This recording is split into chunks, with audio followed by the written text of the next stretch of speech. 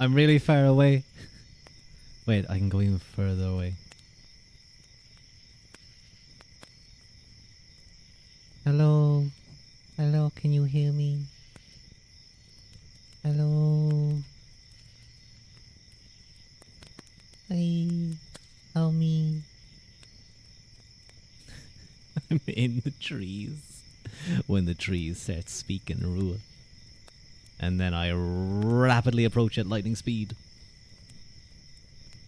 Hello. Hello, hello, hello. Wait, hang on. Things are a little bit awkward for me at the moment. For some reason, my OBS is just not signed into my Steam, or not Steam, Twitch account. So I'm gonna need to fix that one, but I can't remember where I. Hang on,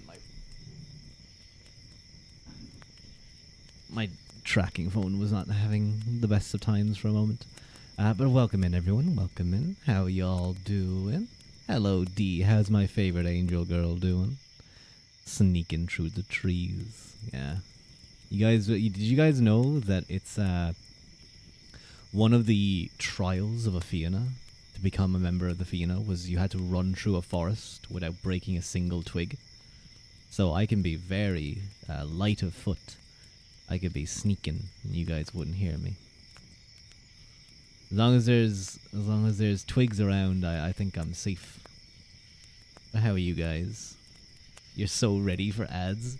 I don't know if you got the ads. Ads can be very strange on Twitch. Sometimes they'll allow me to use my tactic of starting the minute ad earlier, and then it takes that minute off of the 3 minutes. And then there are times that it does not allow me to do that. You did not get the ads? Well, you know what? Now is as good. You know, that's even better. That's even better than. How's little Ruru doing over there? I think he's doing well. He looks very cozy and very eepy. I do recognize that almost all of my emotes are still like old Rua, so I need to update those at some point. You know, I am going to be getting a bonus for Christmas, so I'm thinking maybe I might put some of that money in the future towards some things. You're doing okay, what's up? Late response, you weren't at your keyboard? No worries, no worries. I hope you guys had a nice weekend though. Well, no, for D, it's Monday, isn't it? Oh no, it's Monday. The worst of the days for most people. And for me, I dislike Mondays. But, you know, Mondays when you're off are pretty good. Mondays when you're off are actually like one of the nicest feelings, I would say. When you have like a long weekend or something, or a bank holiday. New work week, it's so over, D. I hope you get your Christmas holidays soon, and then you can go have some shrimp on the barbie and all that type of stuff. for your Australian summer, have some barbecues on the beach. And hello, Laughs a Lot. Welcome in, welcome in. Hope you're doing well. Hope you're having a nice weekend. You know, I need to, now that we're into December, I actually need to update my background, you know? Hang on, I think my camera's kind of off-centered.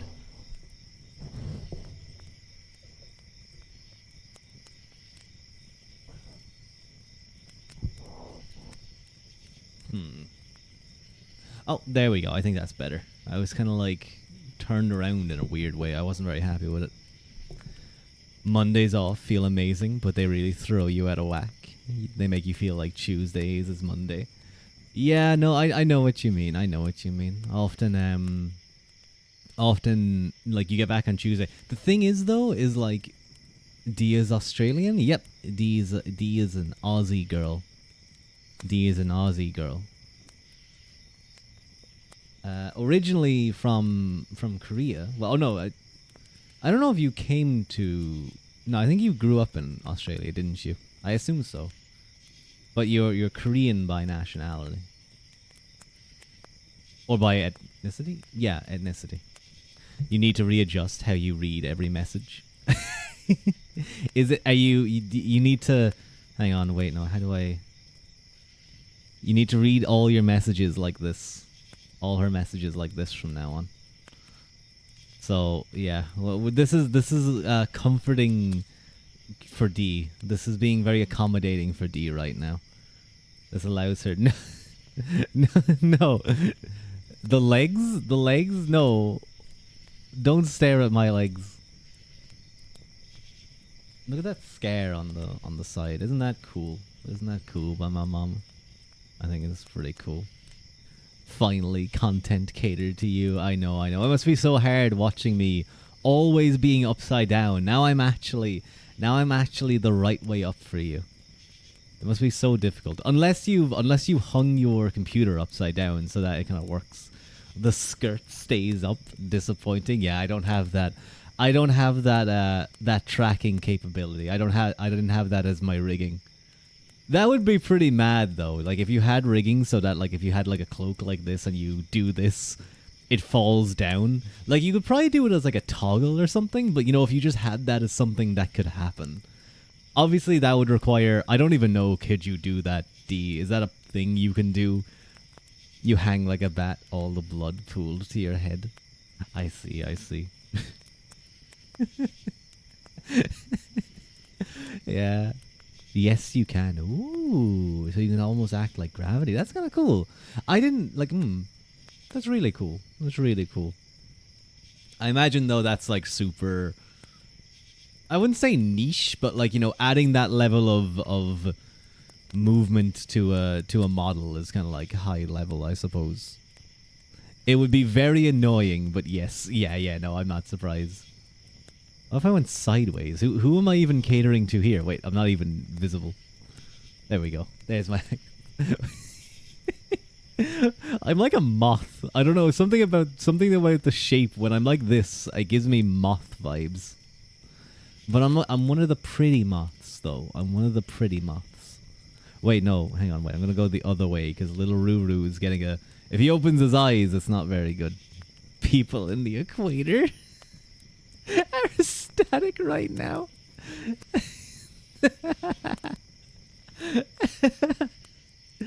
Yeah, the people in the equator, they're happy. They always have to. It's like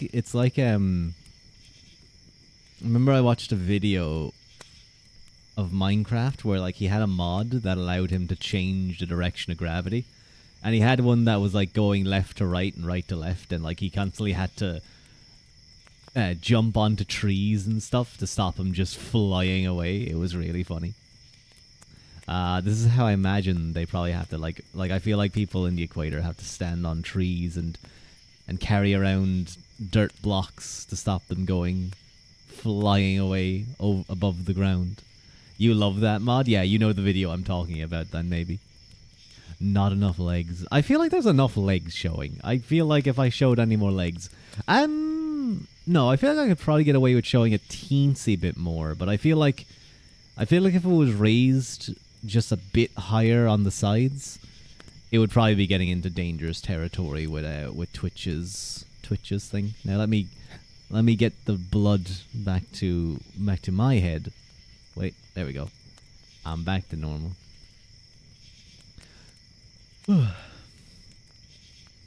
That's exactly what holding out on you means. Teensy bit more. I don't know, Twitch might get angry about that. You watched a co-op Let's Play, had gravity in a different direction? That's really cool. That's really funny. That would be such a strange way to play the game. But I guess you could do some interesting stuff. Like, you would have the person with normal gravity just build, like, little walkways for everyone who has left to right gravity. Or, like, the sideways gravities. And maybe they'd be safe, who knows. But then one wrong step would send them flying. Would send them careening away. And unless there's a waterfall or they have a water bucket, could they even save themselves with a water bucket? I feel like they'd have to put it on the ground at their feet. No, it probably wouldn't slow them down quick enough.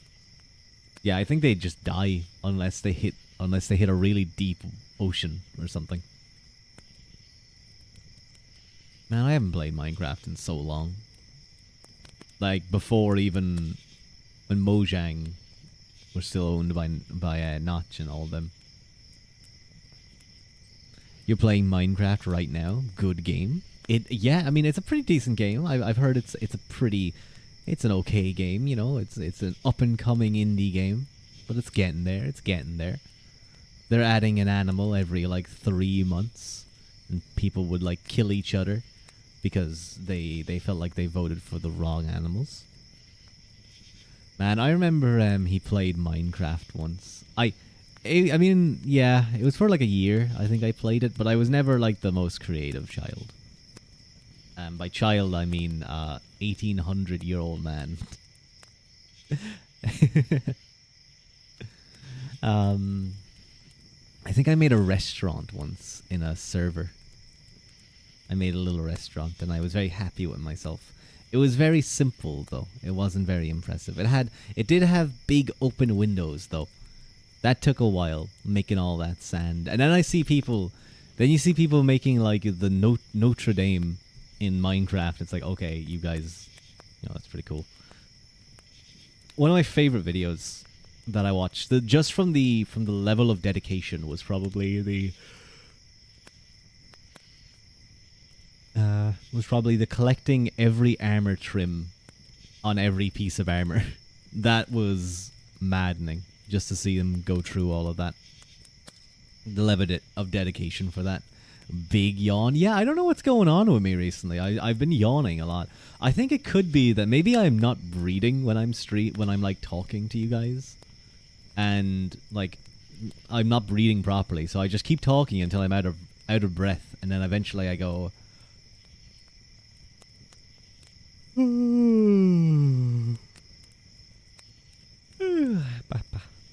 Maybe. So, like, you love watching the Hermitcraft server. Those guys are hella impressive and skilled. I never watched them. The groups that I used to watch was ZZX No Regrets, ZXZZ, I think his name was. Little known YouTuber, but these days quite a big known YouTuber. YouTuber by the name of Call Me Kevin. He was the very first YouTuber that I really followed. He was the guy who got me into all the different YouTubers that I am into. Then there was Uber Haxer Nova and the Creature Hub series. That was a fun time. That was his Tri Mountain Survival series. Him and Spoon. Oh, that was a fun time. That was a fun time. D, I have a question. Did you see Kaida Haru's new outfit? His Oni outfit. I was not expecting that. I opened up Twitter, and a guy who was one of the first to get me into VTubing, and who was my Oshi for quite a while, he has a whole new outfit, and it's shocking. It is shocking. Did I download an image of it? I feel like I did somewhere. I did not download an image. I think I copied it when I sent it to someone.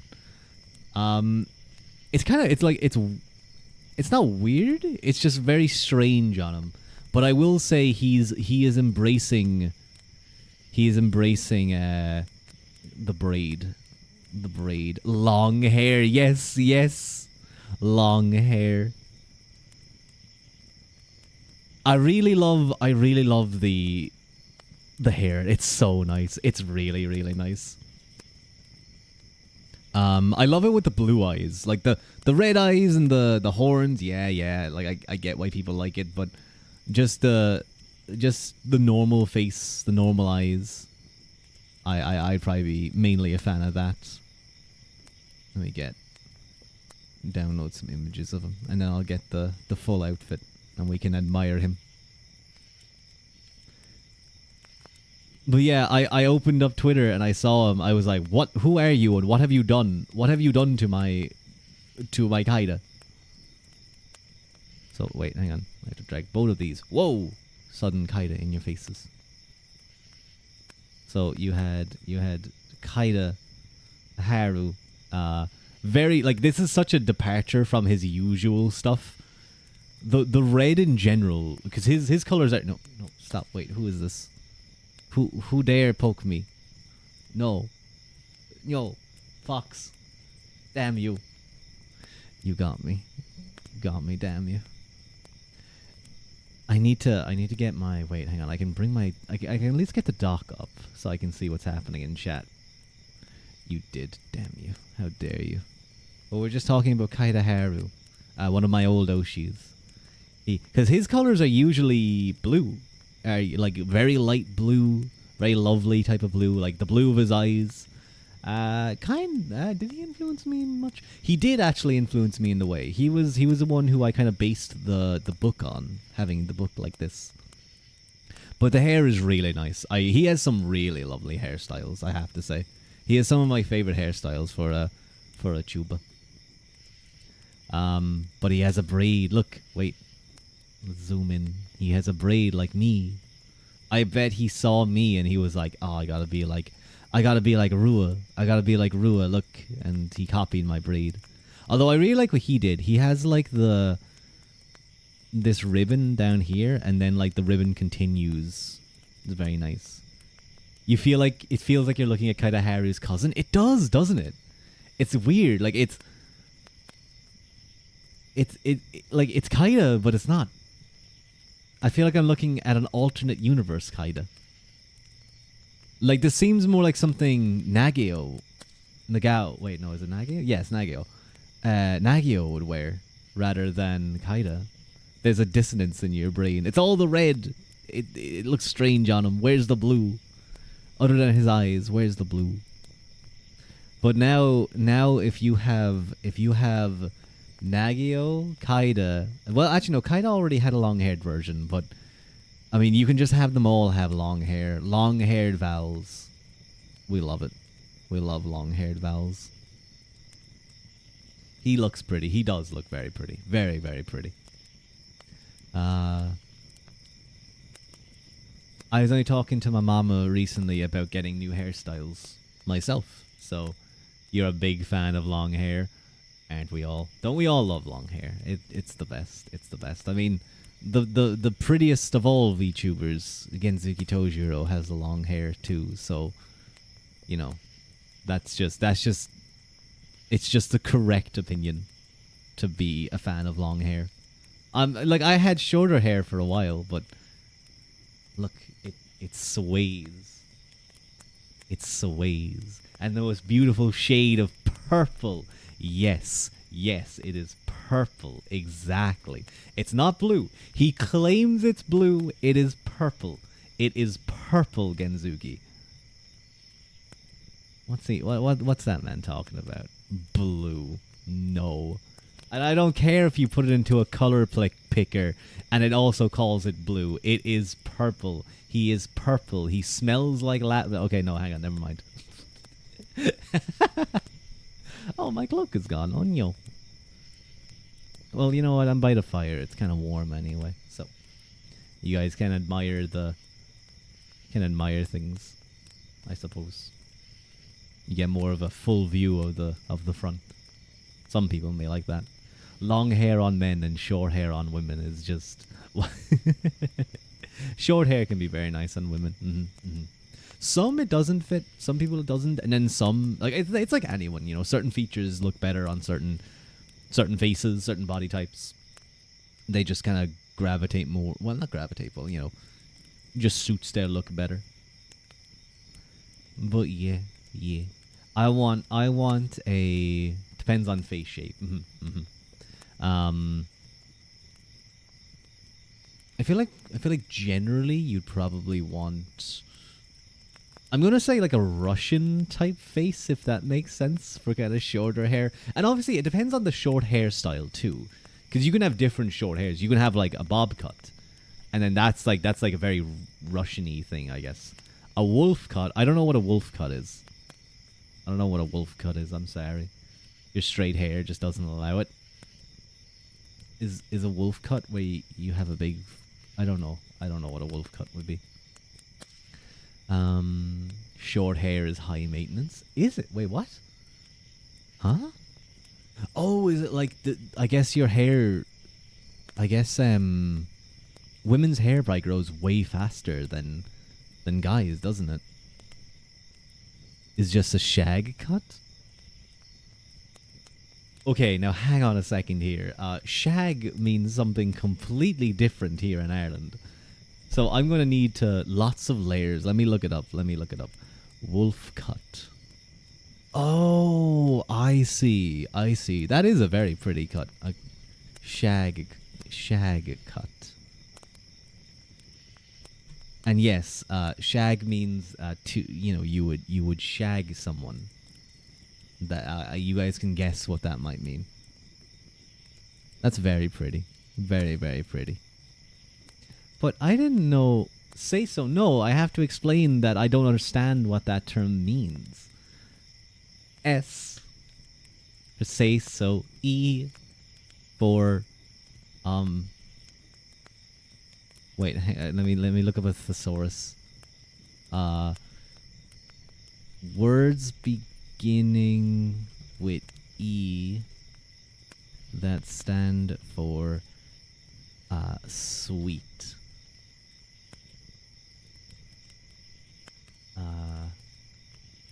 S for say so. E for endearing. I for I don't know. Someone come up with the song. Someone come up with the song for me.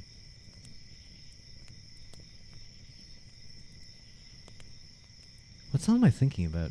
Inviting? No, that invite. Yeah, maybe inviting could work. Slightly could be mistaken. Could be mistaken for non-say-so-ness though, so you have to be careful. Invigorating? Interesting? Yeah, I'm totally interesting, guys. It's totally the case.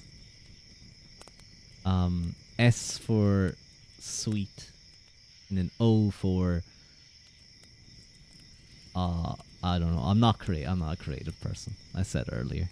I mean, I read streams. I read streams. What? I read books on streams because I don't have any original ideas.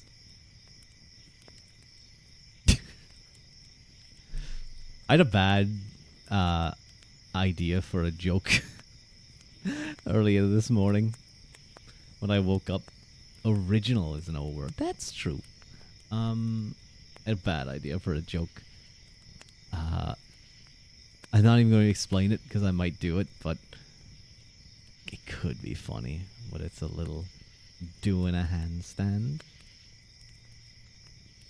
I mean, I can do a hang on. I'll do a handstand. Wee. Look, I'm standing. No, I'm standing on my hand. You didn't see my hand at my waist. No, I'm just doing a one-handed handstand right now. That's all that's happening. That's all that's happening. Wait, you guys don't get to see down here much. Look at how things flow. Oh wait, look at that. Look how pretty that is. Hard. Yeah, it's very difficult to do a one-handed handstand. I turn very. Wait a minute. Who is poking me in the face? Damn you, D. You tried to sneak that one under there when I couldn't see. You tried to sneak it there when I wouldn't notice. Claire, thank you for the head pat. Thank you. How dare you? You know, oh my god, that just reminded me. Haru Mizuki used to do a thing when he was a PNG. He had a redeem that you could flip him over, so he would just be upside down. But he used to have a karma check thing in chat, so everyone would have a certain karma, and you would get karma by like head patting him and doing other good things. But the only way to lose karma was if he was flipped upside down, and then you head patted him. It would head pat the chest. And that was the only way to lose karma. And someone caught me with it because I was waiting to head pat him, and I used the head pat, and someone put him upside down. Maybe I should have something like that. Maybe that would be kind of funny. No, I think there's definitely something I could do. Maybe with the squeezing emote, like the yeah. We'll find something that could be silly to do. But okay, wait, no. Last time I did a stream like this, I got distracted and I only got to read like 10 pages. It's not happening this time. I don't care if I'm going to read to one person. You guys will listen to me read the book. Well, you don't have to. You don't have to listen to me read the book. but I don't even remember where we were. I'm gonna be honest. This was a reading stream. Yeah, I'm getting distracted a lot more recently. But will happen this time. Will not happen this time. Distractions. Get away from me. Get away from me. How dare you guys try to distract me.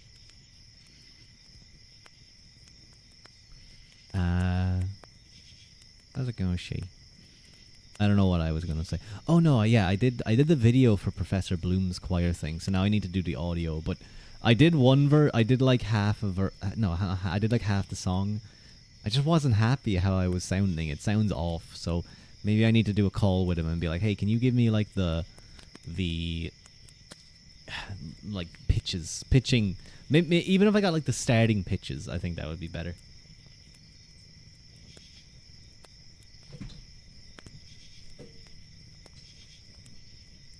Apologies, I had to plug something in. Cover? It's not a cover. Sorry, it's a choir.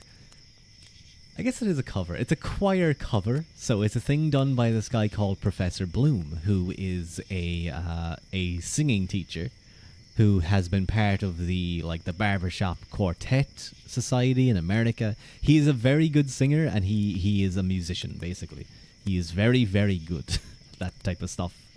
And he does every kind of Christmas. He does this this choir thing where people can join other VTubers, and they have a song to sing, and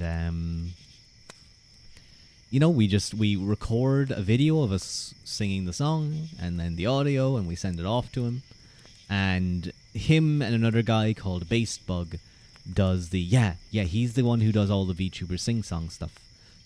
They just edit it, make it sound all nice, and put it together. And they have us all doing like the bass. There's a bass part, a tenor part, a soprano part, an alto part. So it's all really cool. I'm doing the bass part. He said I could try the tenor part too, but I'm probably more comfortable down in the lower end. And it's not like deep bass. It's not like in the midnight. I can't go that deep. It's not like down there. It's much higher in the range, but it gets deep at some points. Is bass low? Bass, spelled B-A-S-S, is the deepest of the voice types, but there's so much variety down. You can have a low voice kind of singing down around here. Some people might consider bass. Not really. I wouldn't say down there, but But then there are people who can go really deep, who can get down to E1s and stuff, and that's when you get into your deep soul singers and all that type of stuff. Do I have any audio playing that I can show you guys? Because there's some good things. You could look up the song "Old Man River." If you look up that, you'll probably find an old black and white version with a singer doing a great version of that, and he has a proper bass voice.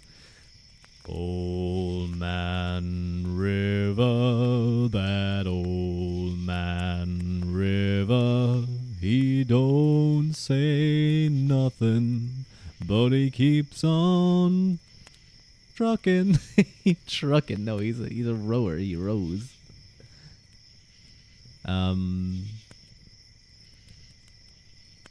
But yeah, it's a really cool thing that he does for and gets a lot of people working in the community together. So it's really cool. It's really cool. I'm looking forward to you guys seeing it. I just need to do the vocals. Attempt them again. It's a very nice song. I never heard it before. Your singing voice is a lot lower than your reading voice. Well, no, I mean, I can go higher. That's me going down into as low as I can go, I guess. I think I get down to about an E2 when I'm trying to do my lowest. But even then, it's not that comfortable down in an E2. Well, I can sing higher. I can do well, the south side of Chicago is the baddest part of town. And if you go down there, you better best beware of a man named Leroy Brown. So I can sing up there. That's a little bit higher than my normal reading voice.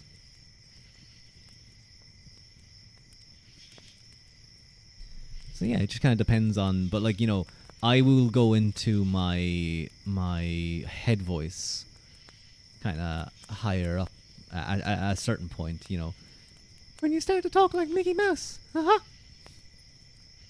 Hey Dee, thank you for the applause. Now, now to the Bee Gees.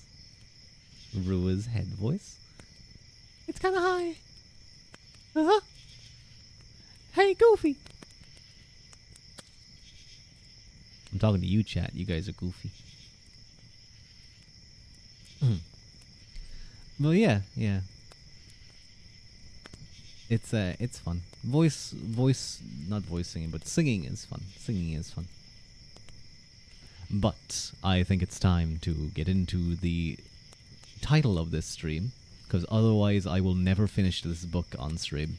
It'll be into like stream 99 and we'll be on like page 200. So we're going to get back into The Theological Origins of Modernity by Michael Allen Gillespie. If you want to listen in, feel free. If you just want my voice in the background while you're working away, well, I hope I can keep you company. Or I can keep you company, not a company.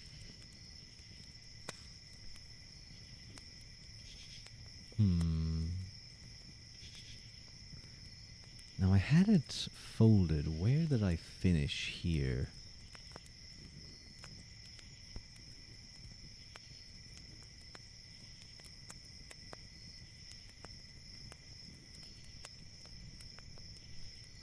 I'm trying to see where I...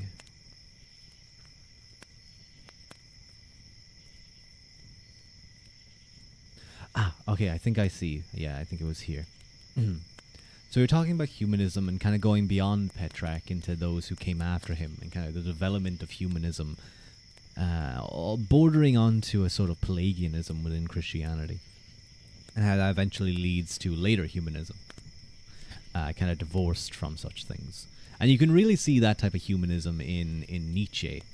I would argue anyway, when he argues that God is dead and we have killed him, and from there we then have to try and find a thing to fill that God-shaped hole, as he saw it, and with our own meanings and kind of rise above, become gods. And you can even see kind of sparks of pantheism, or not even pantheism. What word am I looking for? There's a specific belief where it's like everything is part of God, and everything has a spark of the divine and all that type of stuff. Anyway, let's get into the book. Vala saw this connection of art and religion quite clearly. Trinkus writes, "The world of religion, declares Vala, is invented and depicted by man, not because it is not there, for the transcendent conviction of our faith asserts that it is, but because he cannot know it except prophetically and allegorically. God as an infinite being cannot be captured in merely finite forms, except in an allegorical fashion. Therefore religion has to be given form by the human will. However, religion does not differ in this respect from other forms of knowing. Thus, Trinkus concludes that for Vala, not, quote, only the world of the divine, but also the eternal world of nature and man are continually being reinvented and depicted by the active, creative mind and the imagination of man himself. Man operates in this fashion because he has been created in the image and likeness of God, who is thus invented and depicted by holy men themselves. This power, this human power in Vala's view, does not set man up against God, but is actually an expression of man's own participation in divinity as the imago Dei. The human will thus operates within the will of God to shape the world, but it always acts within a world that the divine will has already formed. Ooh, you got some bread, pasta, and meatballs, and sweet corn. Sounds good. I had a cup of tea earlier, just a little while ago, and I had these lovely mini eclairs with this lovely dark chocolate on top. Oh, they're so tasty, so tasty. They're small though, so you eat loads of them, and like you're almost through the pack before you know it. But I was careful. I had two earlier as well.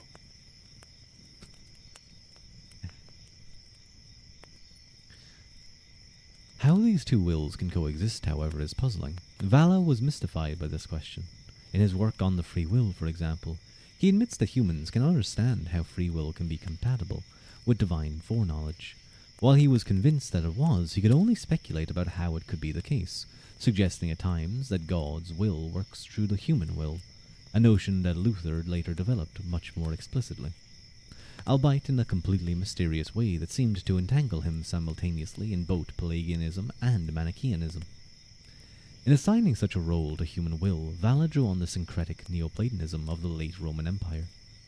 Petrarch and Suetati had already turned to Plato in their attempts to lay out a theological position independent of both scholasticism and nominalism.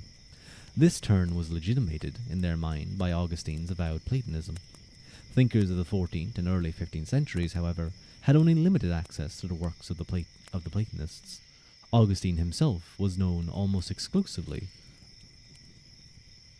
only from the selective extracts of his work included in Peter Lombard's sentences, which gave a one-sided impression of his thought. The recovery of Platonic and Neoplatonic thought was celebrated by renewed contacts with Eastern Christianity at the Council of Ferrara, 1438-45, where for the first time Italian humanists met a living representative of the Neoplatonic tradition, Gemistus Pletho. His impact and that of his disciple John Bessarion, especially on the Florentine humanists. Hang on, my book hand isn't up. There we go. Especially on the Florentine humanists was extraordinary, stimulating the study of ancient Greek and ancient Greek philosophical texts. This growing impact of human thought on humanism certainly had an impact on secular society, but the impulse behind it was unquestionably religious, and its aim was not to discover a pagan or secular alternative to Christianity, but to recover a form of Christianity that would help reunify the church in the face of the very real Turkish threat. The search for a Christian warrior who combined piety and martial value, and who could thus stand up to the religiously inspired warriors of Islam, was central to the humanist project, and found expression in many of the great artworks of humanism, such as Tasso Tasso's Jerusalem Delivered and Durer's Night, Death and the Devil. The receptivity of humanists not merely to Platonism, but to Neoplatonism was grounded in the mystical tradition, and particularly in the thought of Meister Eckhart and John Rosbriach, who laid great emphasis on the infinite potentialities of the individual human spirit as the habitation of God. In their thought, however, their ultimate goal of such knowledge was not independence and autonomy from God, not an autonomy, but reunion with God through the dissolution of the individuality in the infinity of divine being. The similarities of their thought to that of Plotinus are palpable. Humanism followed the same path, but emphasized not the dissolution of the individual in God, but the indwelling of the divine power in the individual. This ultimately led Italian humanism to a Prometheanism that was incompatible with Christianity. But this was only at the end of a long path that otherwise remained within the relatively broad orthodoxy of pre-Reformation Christianity. While humanists from Petrarch to Valla had seen Platonism as the principal ground for reconciling Christian piety and Roman morality, they were not sufficiently acquainted with Platonic and Neoplatonic thought to do so effectively. Valla obviously knew more about Platonism than Petrarch, but his knowledge was still limited. It was thus really only beginning with Marsilio Ficino, 1433-99, that Platonism became the beating heart of the humanist project. Although Ficino was preeminently a philosopher, he was also a scholar, doctor, musician, and priest. Man, they were really busy back then. They were very skilled people. He translated almost all the works of Plato and many Platonists into Latin. His villa in Florence was also the gathering spot for a group of humanists interested in Plato, loosely referred to as the Platonic Academy. He had a profound and direct impact on many of the greatest figures of the Renaissance, including Lorenzo de' Medici, Leon Battista Alberti, Angelo Polzano, Cristoforo Landino, Pico della Miradola, Botticelli, Michelangelo, Raphael, Titian, and Dürer, as well as an indirect impact on many more. He was convinced that Plato and Neoplatonists could sustain the synthesis that Petrarch had sought, because they revealed the immortal and divine principle within each human being that Scripture pointed to in characterizing man as the imago Dei. He had good reasons for this opinion. He knew that the Church Fathers had drawn heavily on Platonic and Neoplatonic thought, and he was convinced that Christianity and Platonism had a common origin in the more ancient thought of Hermes, Trismegistus, and Zoroaster.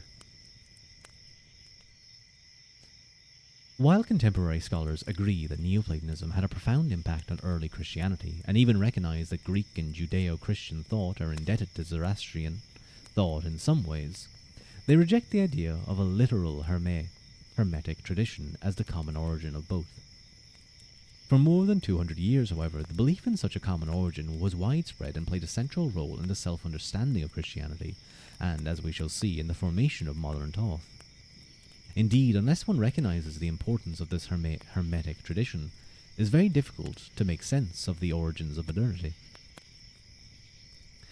Nearly all of the later Church Fathers drew heavily on the conceptual resources of Neoplatonism, but awareness of this fact was lost for a long time, large part as a result of Justinian's closing of the Platonic Academy in 529 AD, and his general anti-pagan initiative that helped separate Christian thought from ancient philosophy. The only source for Neoplatonism known in the Middle Ages was Apuleius, who was also the reputed translator of the dialogue Asclepius, the only account of Hermeticism available in medieval times. The decisive figure in the revival of Platonic and Neoplatonic thought was Mycocellus, a Byzantine scholar who combined Platonic philosophy, who was born in 1018 to 81, or lived 1018 to 81. The Chaldean oracles attributed to Zoroaster, and the Corpus Hermeticium attributed to Hermes Trismegistus. I remember reading this part ages back when I first read this book, and this part is definitely difficult to follow, I will say, in my opinion anyway. He was thus the father of the Byzantine tradition that culminated in Pletho and Bessarion, and that was reborn in the West with Ficino. What, then, was Hermeticism? Hermes Trismegistus was thought to have been the voice of an ancient Egyptian wisdom. He supposedly thought not merely Moses, and through him the Jews and Christians, but also Orpheus and thus the Greeks, including Pythagoras and indirectly Plato. The work of Hermes and other ancient wisdom texts, such as the Chaldean oracles, along with the Jewish Kabbalah, was thought to be the source of Jewish and Christian scripture. In order to revive a more genuine Christianity, it thus seemed important to understand this origin and to use it in interpreting the Bible. Ficino was clearly influenced by the Byzantine Neoplatonist tradition, but there was also something accidental in his encounter with Hermeticism. In 1462, Lorenzo de' Medici gave Ficino some manuscripts to translate. This included many of the Platonic dialogues and the Corpus Hermeticum. We know now that the latter texts were produced by Alexandrian Neoplatonists between the 1st and 3rd centuries, but Ficino and his contemporaries had no way of knowing this. They assumed the works were what they claimed to be. Ficino had earlier written a commentary on the text that we know now to be Hermetic, the Book of 24 Philosophers. Even at this time, he recognized the similarities to Plato. When he received the Corpus Hermeticum, he had just finished translating the Orphic hymns, and he almost immediately noticed the similarities between the earlier Greeks' account of creation, as well as Plato's tale in the Timaeus, the story told in Genesis, and the creation story in the Corpus Hermeticum. Not surprisingly, he came to the conclusion that they shared a common origin. This was the beginning of an error that lasted well into the 17th century. And as we shall see, while it was an error, it was an incredibly productive error that played a tremendous role not merely in the thought of humanism, but in the development of modern science, from Copernicus and Bruno through Bacon, Galileo, Kepler, to Descartes and Newton. While the texts of the Corpus Hermeticum were not what they purported to be, they did contribute in important ways to the formation of early Christian thought, and particularly the idea of God's absolute power and freedom. This strand of Neoplatonism developed in an Egyptian world that was awash in philosophic and religious ideas of many different kinds. The syncretistic impulse was also quite strong. Philo, Plotinus, and Proclus grew up in this milieu, and their thought shared many of these synchronistic tendencies. The Hermetic texts were also part of this syncretistic movement and brought together elements from multiple traditions. They had a profound impact on many of the early church fathers, including Victorinus, Athanasius, Clement of Alexandria, and Origen. Thus, while Ficino and his humanist successors were wrong in thinking that Hermetic thought was a source of Jewish and Christian thought, they were right about its importance for Christianity. I'm just going to check here for any long notes, because I've kind of been reading and ignoring the notes. There's a definition or explanation of Manichaeanism. Manichaeanism was originally a dualistic religious philosophy taught by the Persian prophet Manes that combined elements of Zoroastrian, Christian, and Gnostic thought. Like Zoroastrianism, it saw the world as the battleground of two gods or principles, one good, the other evil. In late antiquity, it offered a powerful alternative to Orthodox Christianity for explaining the perplexing question of the origin of evil. Augustine was initially attracted to Manichaeanism, but later rejected and attacked it. It has been generally recognized by Christianity as heretical.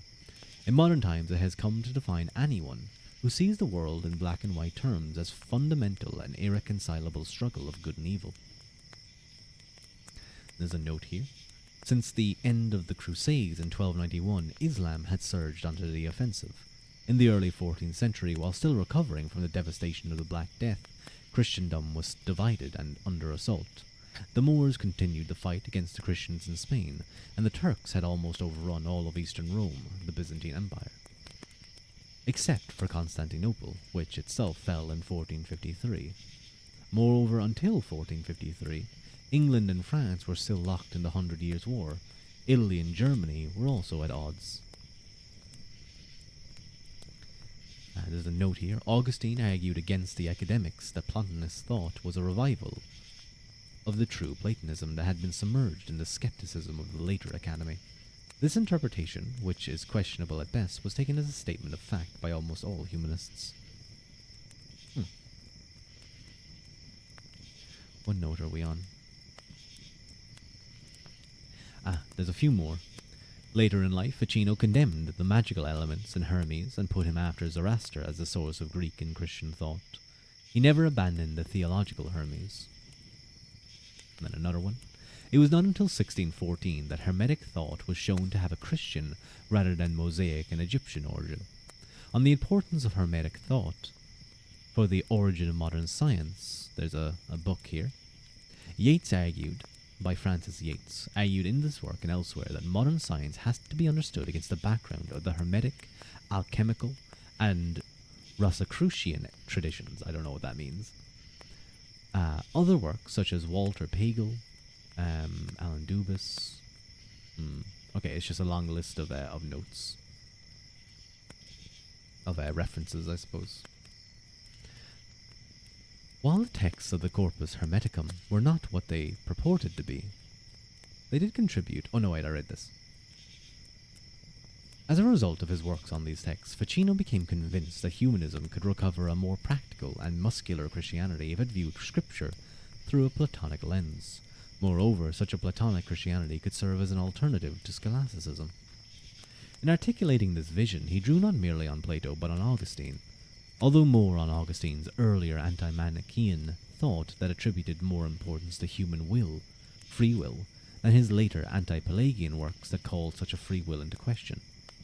He also was deeply influenced by his study of later Neoplatonism, as he translated Plotinus and Proclus, and especially the work of Pseudo-Dionysius, who Ficino thought was the first of Paul's Athenian followers, but who we now know to have been a follower of Proclus. For Ficino, man is above all else an imago Dei, or an image of God, and as such he has an intrinsic dignity and power. Plato and his followers, according to Ficino, assert such a point with their doctrine of the immortality of the individual soul. This is the basis for man's divinity, and it is through the cultivation of the soul that we become like God. Ficino thereby revived the Neoplatonic doctrine of the world soul as the center of the universe and gave the human soul a privileged place in the universal hierarchy, as the bonds of the universe and the link between the intelligible and corporeal worlds. Cultivating the soul, in his view, allows humans to become all things.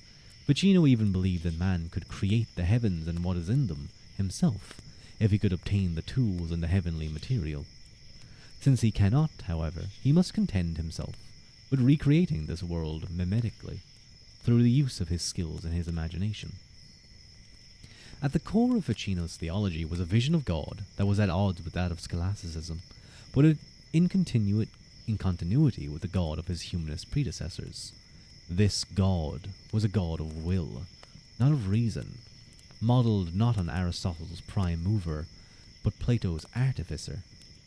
Plotinus had demonstrated, and Augustine accepted the notion, that a Trinitarian God must not merely love, but be loved in order to be at all, since it is only love that can solve the problem of the one and the many within divine being. Reason cannot bring this about. God's creation of the world must thus be an act of loving will.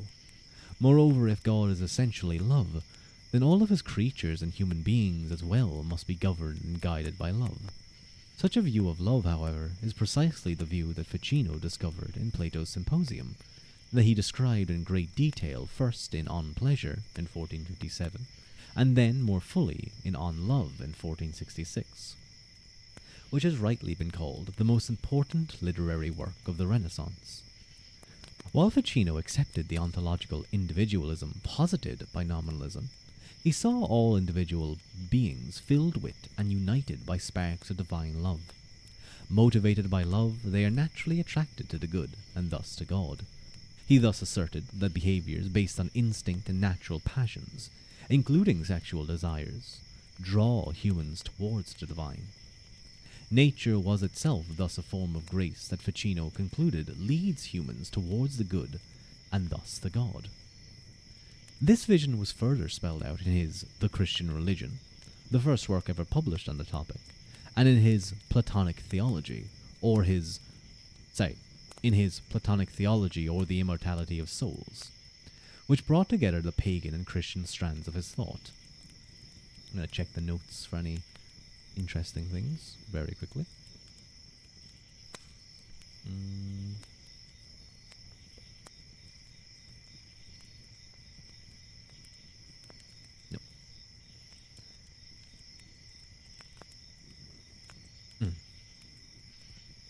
Ficino's view of religion were expansive. Indeed, he was convinced that while Christianity was best, there were many different forms of legitimate religious belief and practice. Quote, "Divine providence does not permit any part of the world at any time to be completely without religion, although it does allow rites to differ."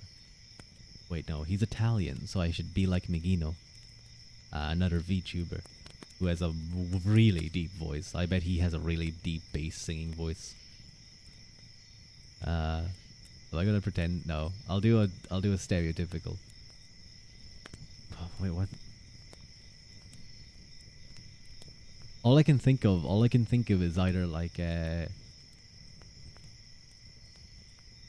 Goodfellas or Mario.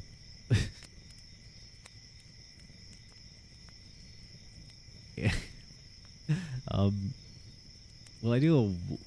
I might do Goodfellas, or no, I won't. I'll read as normal.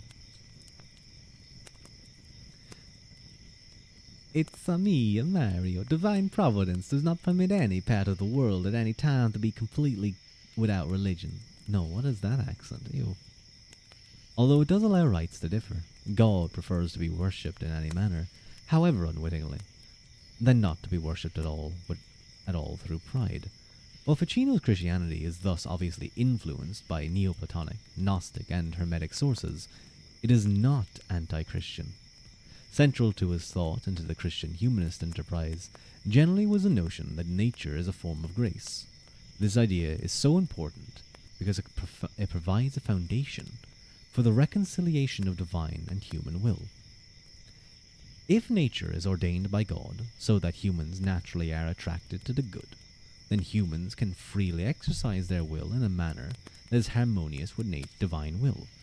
The impediment to such a notion within the Christian tradition, of course, is original sin. The effects of original sin, however, are debatable, and humanists generally argue that it produced only a darkening of our reasoning that was not insuperable even before the redemption, and that was even more easily transcended in its aftermath. While this was contrary in many respects to the official church doctrine, it was not unchristian in its intentions. Slipped into cowboy? Yeah, I think that's what ended up happening there.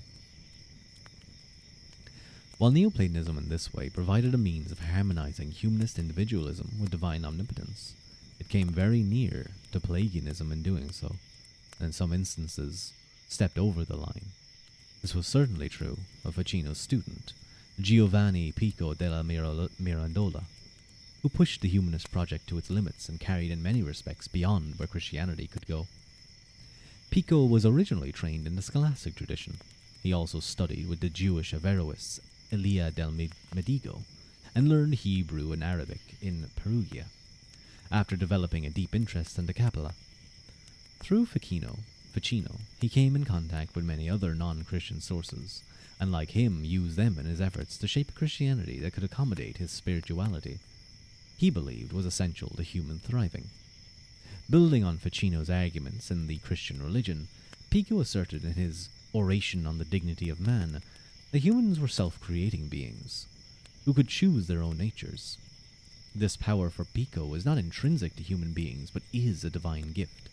Human will and freedom are not a consequence of the fact that man is the highest of the creatures, but a result of the fact that as the Imago Dei, man is above all creatures. The creature who fully participates in divine being, who most fully participates. This account of the origin of man in the Oration was the introduction to Plato's defense of Pico's defense of 900 theses drawn from almost all the world's religions. 900 theses? How many did Luther have again? Wasn't it like 91 or something? Or how many theses did Luther have?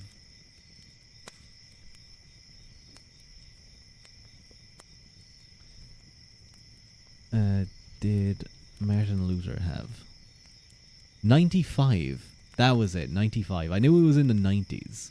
Yeah, 95 theses. This guy has 400 to defend. What is he doing?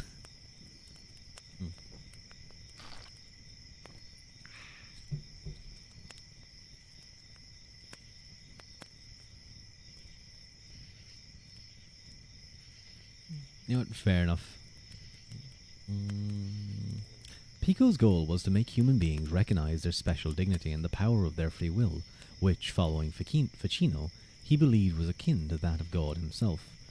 Whether this titanic project could ever be completed is an open question, for even if in its initial formulation it went so far beyond the bounds of what the Church was willing to accept, that Pico and his work were condemned.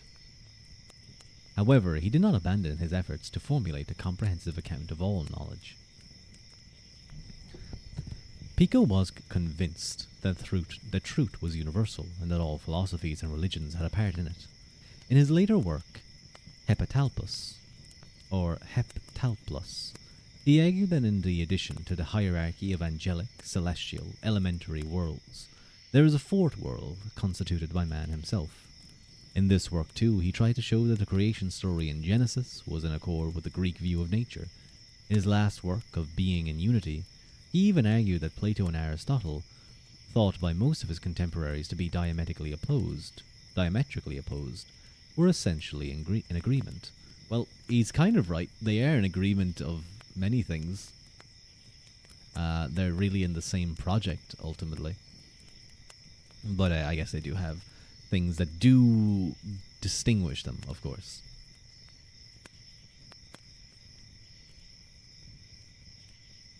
His efforts demonstrate both the perceived necessity and the real difficulties of the Neoplatonic effort to reconcile the wisdom of the pagans and with Christianity. However, at its core, this was still a Christian and not a pagan project. Pico's own example provides us with evidence of this. He was convinced that philosophy could only go so far in penetrating to the truth of the divine, which in his views remained dark.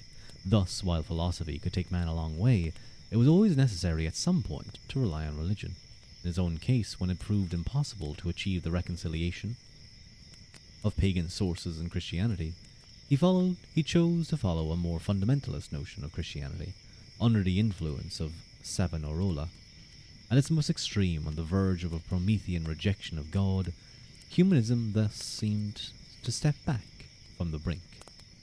Hello, Crespian, welcome in, welcome in. How you doing? Thank you for joining us. While the humanist project thus developed in a direction that over time placed even more weight on the human will and even less on a divine will, in its attempt to make sense of the mysterious relationship of God and man, it was never willing to solve the problem by denying the efficacy or authority of God. The humanists were clearly aware of this Epicurean solution to their problem, but they dare not choose to employ it.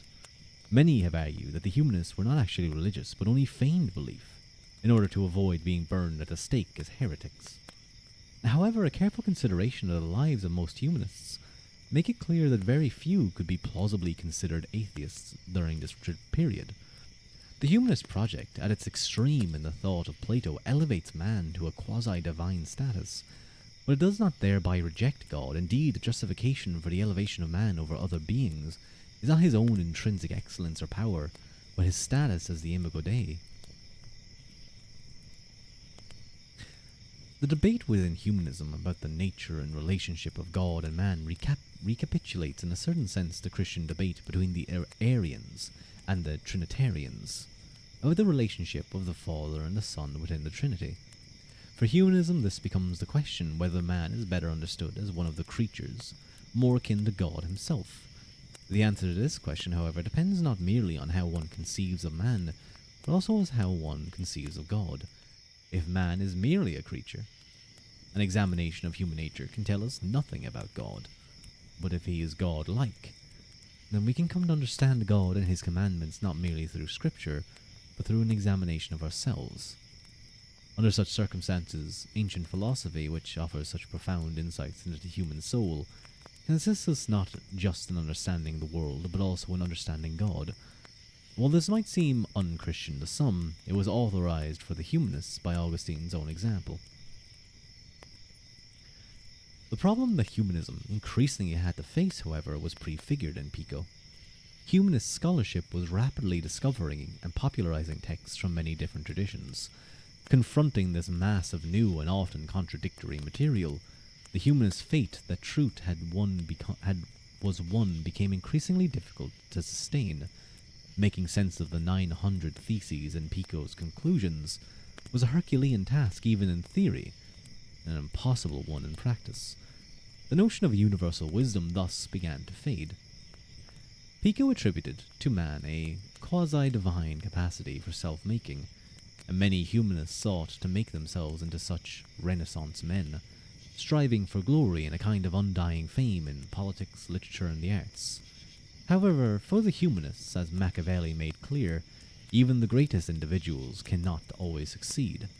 Fortune plays too powerful a role in human affairs, and debt establishes the ultimate limit to human striving. God may have given humans godlike freedom, but he did not give them godlike power or wisdom, or a godlike lifespan in which to attain their goals. The recognition of this fact led humanism in different directions. On one hand, some humanists focused on producing verbal and visual images that embodied humanist ideals. but also concealed many of the vexing contradictions with which they were increasingly struggled. Others, unwilling to abandon the search for a universal truth, persisted in the investigation about nature and man, but fell increasingly under the spell of skepticism, which had returned to the modern world with the reappearance of Cicero's Academica in 1471. This skepticism grew and spread within the humanist movement. It did not deny the possibility of all knowledge, but only suspended judgment about the truth of things, and relied on probable rather than absolutely certain or apodictic reasoning. Even so, it helped augment the sense of aimlessness and crisis that played an important role in the period leading up to the Reformation. In this context, the humanist project as Petrarch had imagined it began to dissolve.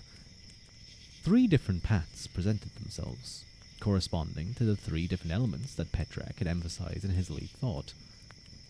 One of the 3 elements had emphasized, one possibility was to emphasize an Augustinian piety above all else, abandoning both Platonism and martial value, or martial virtue. A second possibility was to emphasize the martial values of the Romans, and de-emphasize or abandon both Christian piety and Platonism. Or finally, one could take a generally Neoplatonic approach to Christianity, and abandon both piety and martial virtue. The first was the path of Savonarola, and later Luther, so Augustinian piety. The second, that of martial value, was the path of Machiavelli, and the third, that of Platonism, was the path of Erasmus. Trained in the Aristotelian and Averroist tradition, Savonarola had no love or even tolerance for humanism. Savonarola underwent a sudden religious conversion at the age of 22, joined the Dominicans, and began to live and preach a life of mortification and self-deprivation. He was appalled by the corruption of the Florentine humanists led by the Medici, and rightly considered the Curia under Alexander VI to be simply a den of iniquity. His theology, like that of Luther 20 years later, was apocalyptic and rigorous. He attacked the paganism of the humanists, the corrupting wealth of the ruling class, and the unconstitutional dominion of Florence by the Medici. After the death of Lorenzo the Magnificent, and the intervention of the French to drive the Medici from the city, Savonarola became the head of a quasi-theocratic republic that in some ways anticipated Calvin's Geneva. He ruled from 1944 He ruled from 1494 to 1498, while he was a superb orator and preached against irreligion, economic corruption, and the misuse of political power, all popular issues. He was politically inept. His power grew out of his charismatic rhetoric, and thus rested almost entirely on the enthusiasm of his followers. Having come to power by these means, he made no effort to secure his position by institutional reform. He then angered Pope Alexander VI with his constant criticism, and the Pope consequently deprived him of his authority to preach. Unable to use the pulpit to enthuse and mobilize his supporters, he was overthrown by a coalition of the dominant interest groups, and he had attacked, hanged, and then burned at the stake. He was overthrown. He had attacked. I don't know if it means he was. It says he had attacked, hanged, and then burned at the stake. I assume the word here is meant to be was rather than had. Like he had done these things to them. Maybe. I'll have to look up Savonarola after this stream and kind of refresh myself with him. His failure was a lesson well learned by men such as Machiavelli, who saw that mere piety, I assume if he's very piety-focused, he probably didn't do that, he probably was, however intense, was unable to provide a secure and stable basis for human sociality. Within the downfall of Savonarola, Piero Soderini, 1450 to 1513, came to power, and the Florentine Republic was re-established. It was in this republic that Machiavelli first came to public attention, serving as second chancellor. Machiavelli's father had been a notary in the tradition of the dictatores, and was a friend of the Florentine chancellor Bartholomew Moescala. He did his utmost to see that his son received a humanist education that would prepare him for a similar public career. The Medici's support for Florentine humanism had turned it in a more Platonic and less republican direction. They generally favored the production of an educated elite dedicated to the vita contemplativa, rather than practically minded republicans who might oppose their rule. Ficino was the preeminent example of such an abstracted Platonic humanist. This approach was still regnant in the late years of their rule, when Angelo Poliziano, a student of Ficino, and Cristoforo Landino championed the humanism at the studio that subordinated all other subjects to the study of various sorts of literary works. However, even he turned in a somewhat less Platonic direction, giving precedence to the study of history over poetry and philosophy. After the downfall of the Medici, humanist education took an increasingly practical turn. Poliziano's successor at the studio was Marcello Virgilio. He was an Aristotelian, and thus found the flight from political life to the Platonic ideal deplorable. In contrast to Poliziano, he emphasized the importance of the Studia Humanitatis for politics rather than literature, and of the Vita Activa rather than the Vita Contemplativa. He thus saw utility as more important than pure learning, and sought to produce men of action rather than men of thought. Under Soderini, he served as first chancellor, and was thus Machiavelli's colleague. Hello, Clever. Welcome in. I hope you're having a wonderful end of your weekend, I suppose. I hope things are going well for everyone. How you doing, Clever? Doing well, I hope. Let me take a quick sip of water. This is quite interesting. We're getting into kind of some history going on. Wars and overthrowings and theocratic republics, and then reinstatements of the Florentine republics and the Medicis and all that stuff. It's fun. And now we're getting into Machiavelli. Machiavelli was drawn toward a more practical humanism, but he also pursued a life of reading and writing. He considered himself a statesman and a poet. In both, however, he was a realist and had little use for the Platonism in any form, rejecting out of hand the idealism of Ficino and his followers. His humanism was thus not Platonic or Augustinian, but Roman. Even in his admiration of the Romans, however, his thought moves away from the earlier humanist admiration for Roman moralists in favor of Roman statesmen and historians. Livy and Tacitus were thus of much greater importance to him than Cicero or Seneca. He was also less concerned with individual moral purity than with political effectiveness.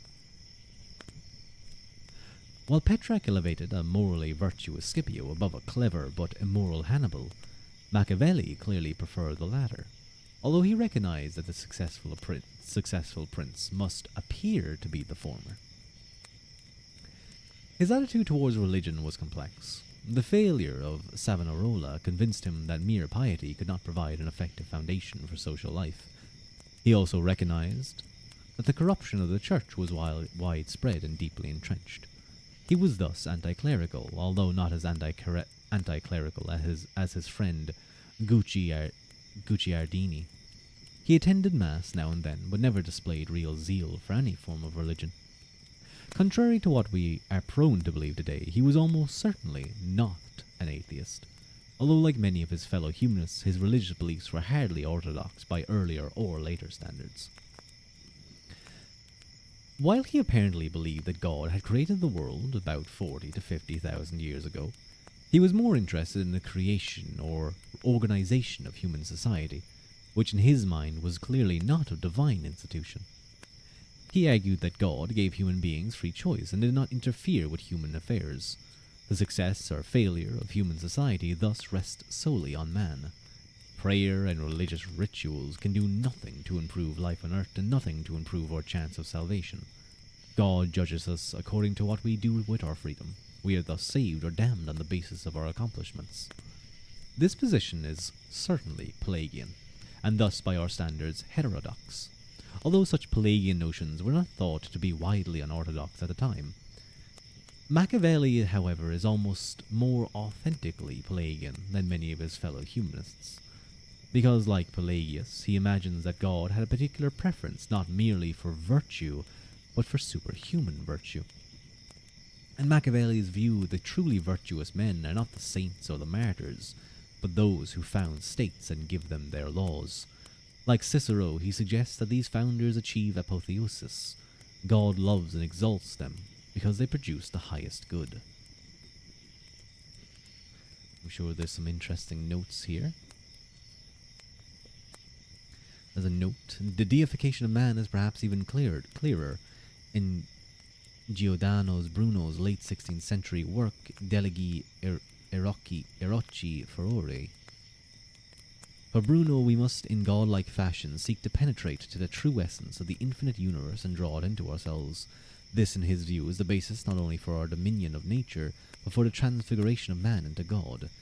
Even Nicholas of Cusa, a cardinal, uses the idea of Christ as the model for humanity, the natura media, that embraces both the finite and infinite as an articulated ground for human self-deification.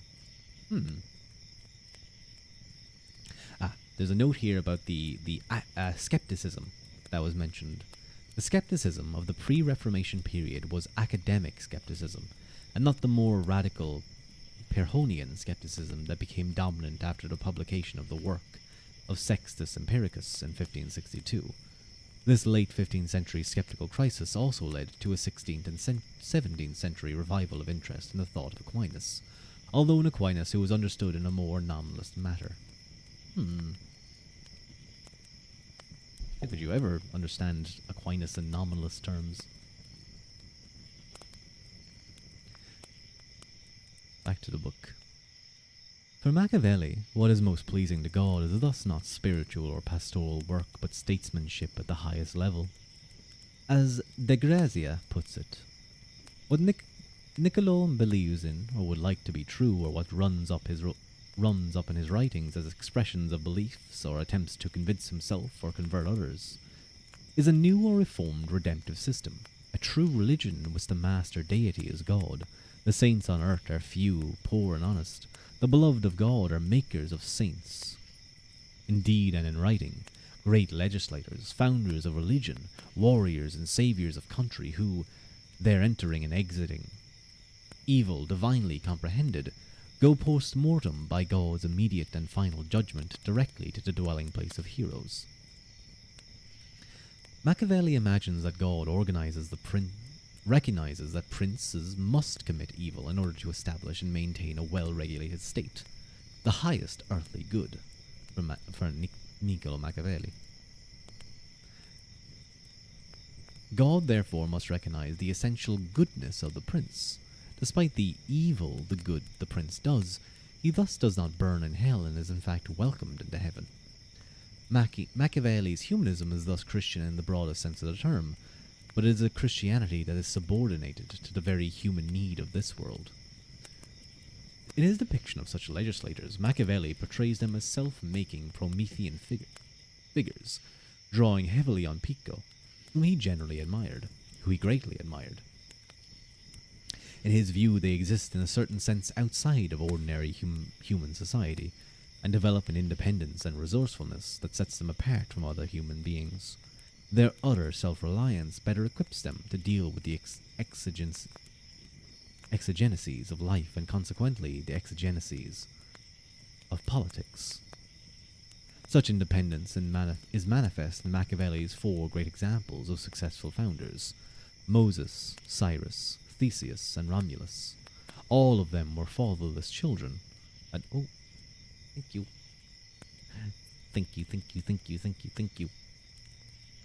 For the head pat. Ask for this for your birthday, by the way, as good as your reading is. I'm confused, Clever. What do you mean by that?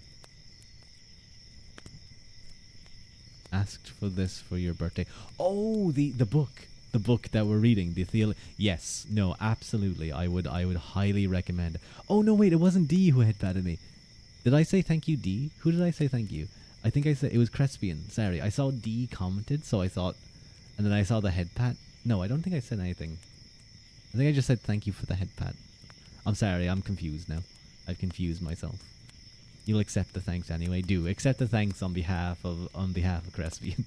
But thank you, Crespian, for the head pat and for the hydrate.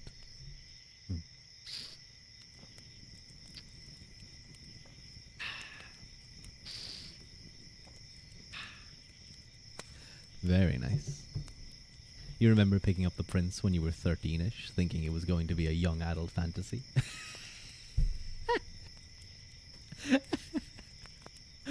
It shaped a lot of your worldview. Oh.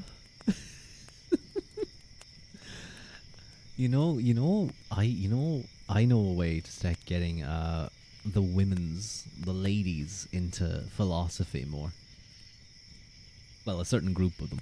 I think if we start putting very pretty boys on the covers, and it looks like they're like going to kiss or something. Like, what if like, a lot of Plato's dialogues are that they're dialogues, conversations between groups of people, and typically men.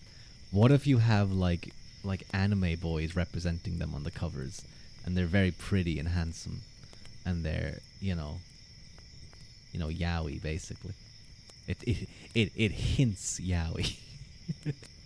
But I read The Prince ages back as well. I think I was 16, 17 when I read it. I think I was 16. Whoa, that was loud. I apologize. I felt like that was quite loud. One of the things I always remember from it was when he mentions he's talking about. I've also read his other work ages ago.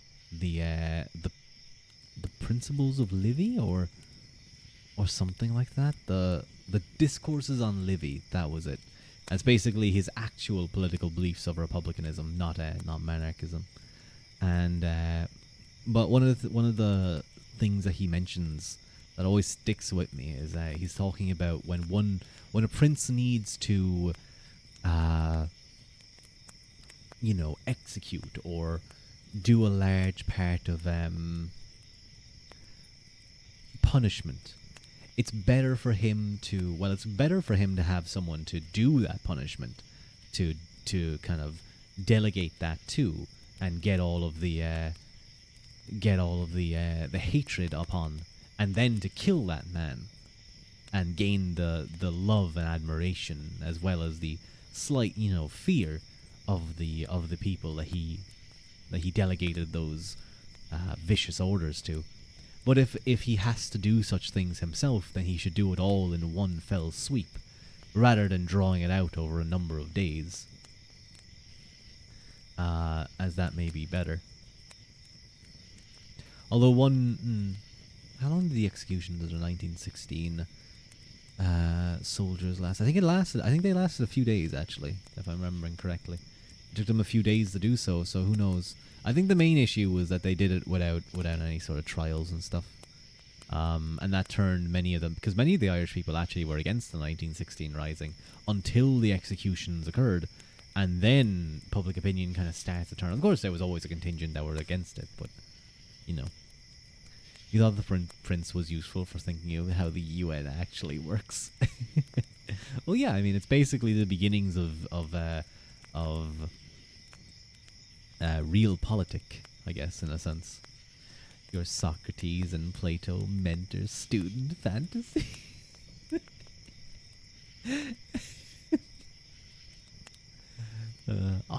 Jay's. I love Jay's little emotes. They're very cute. Shoes are great as well, but Shu can just draw any emote he wants. He's incredibly powerful.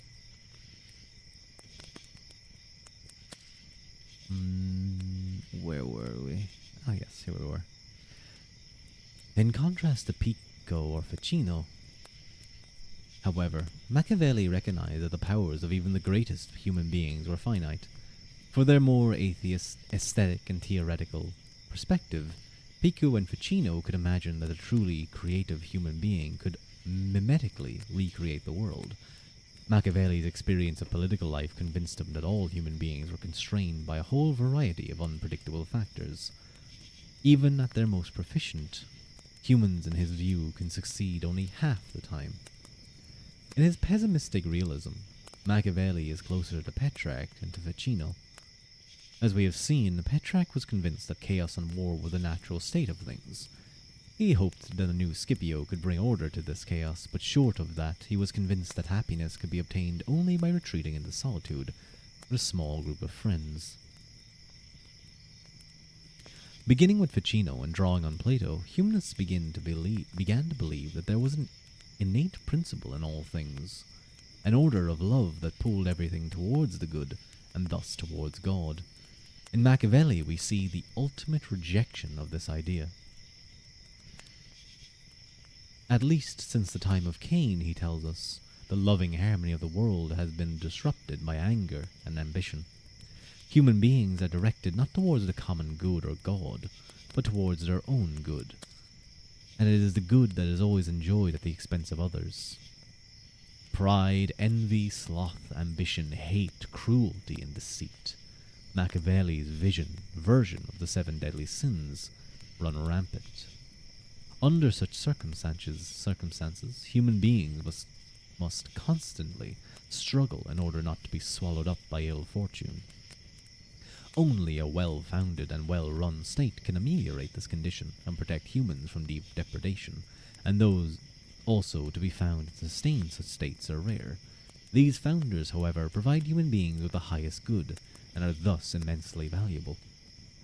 You love theirs too, but you have another VTubers called Laileys. Lyle? They're so cute. They are very cute. They are very, very cute. Is that what's that one at the very end? Oh, he's dying. I thought he was holding a balloon. I thought he was holding a balloon, but instead he is dead. Oh no.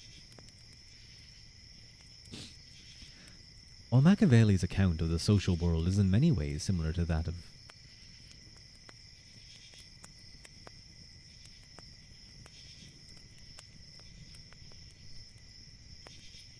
Damn you, Wolf. Damn you.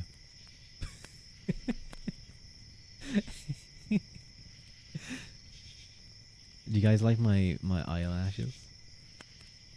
My thick eyelashes. Wait, can I like... No, it's winking. I want to raise one eyebrow. It's kind of working there. Can you guys raise your eyebrow like The Rock? I can only do it on one side. I don't have control on the other side. I can't raise it super high like him, but I can get it a little bit. And get my normal eyes back. Thank you for the Facebook. Poke. You know what?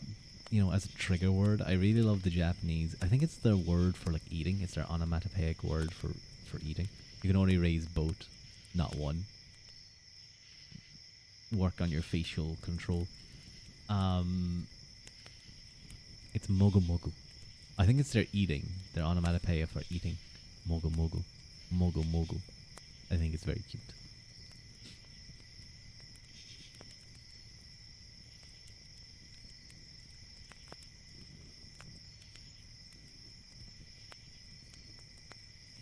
Thank you for the face hold. Very cozy as always. Very soft and gentle. As I expect of you guys, I expect very much. I assume that you guys like always moisturize your hands and you have like the softest, coziest hands.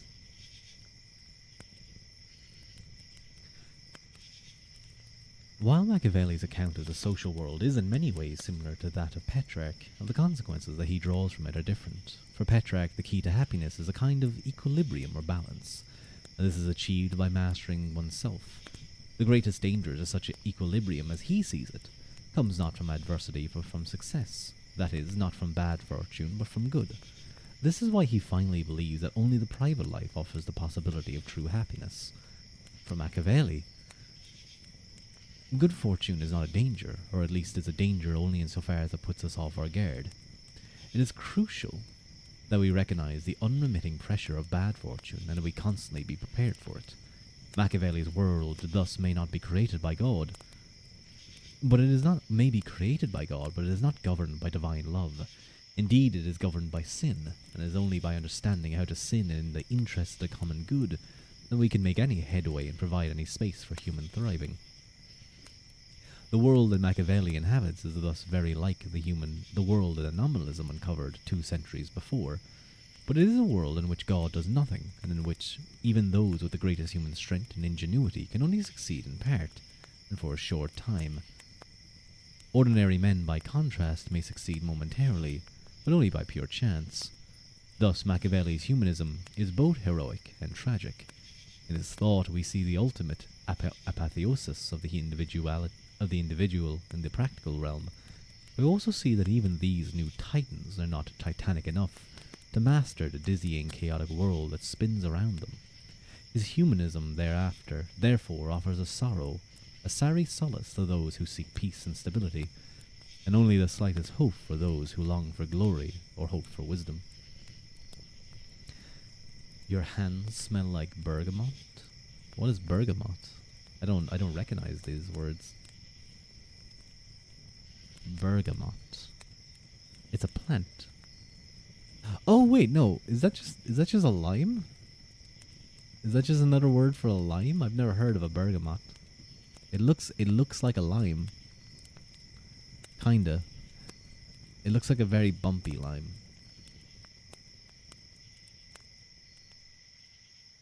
Were you cutting that, or it's the Earl Grey tea smell? Oh, I see. Were you cutting it earlier, or were you drinking some tea? Or is that just the smell of your I'll need to pick some up. I'll need to pick some up and have a sniff of it and see what these hands smell like.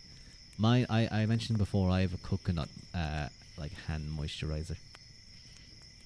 That's the smell of your hand cream. Very nice. Your hands are doomed to be dry. Oh no, what's up? That sucks. That's lame. Quench your skin with aloe vera or oat cream. Oat cream. I never heard of that one.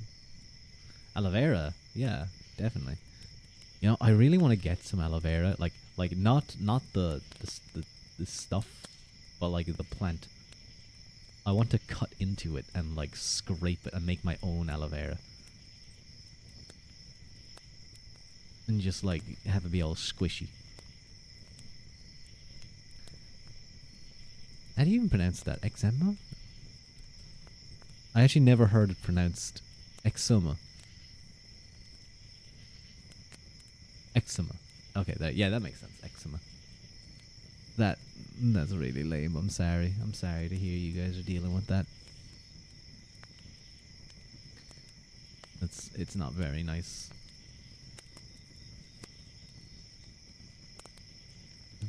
What was I looking at? I need to pick up. I do have this other hand cream that's kind of just like, it kind of just has a decent smell, but it's very good for, it's like hand repair. It's like a, I think it's Garnier. Yeah, Garnier's hand repair cream. It's very nice.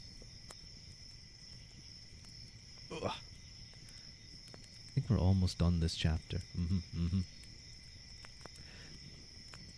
Northern Humanism. Desiderius Erasmus. Head pats for WhatsApp. Yeah, guys, give him head pats. Hang on, let me do head pats too. Where's my head pat emote? There it is. My brain empty head pat emote. Brain empty, no thoughts, only head pat. The heroic humanism that played such an important role in Italy was moderated when it moved north across the Alps by the encounter with the Vita Moderna. Oh, excuse me a moment.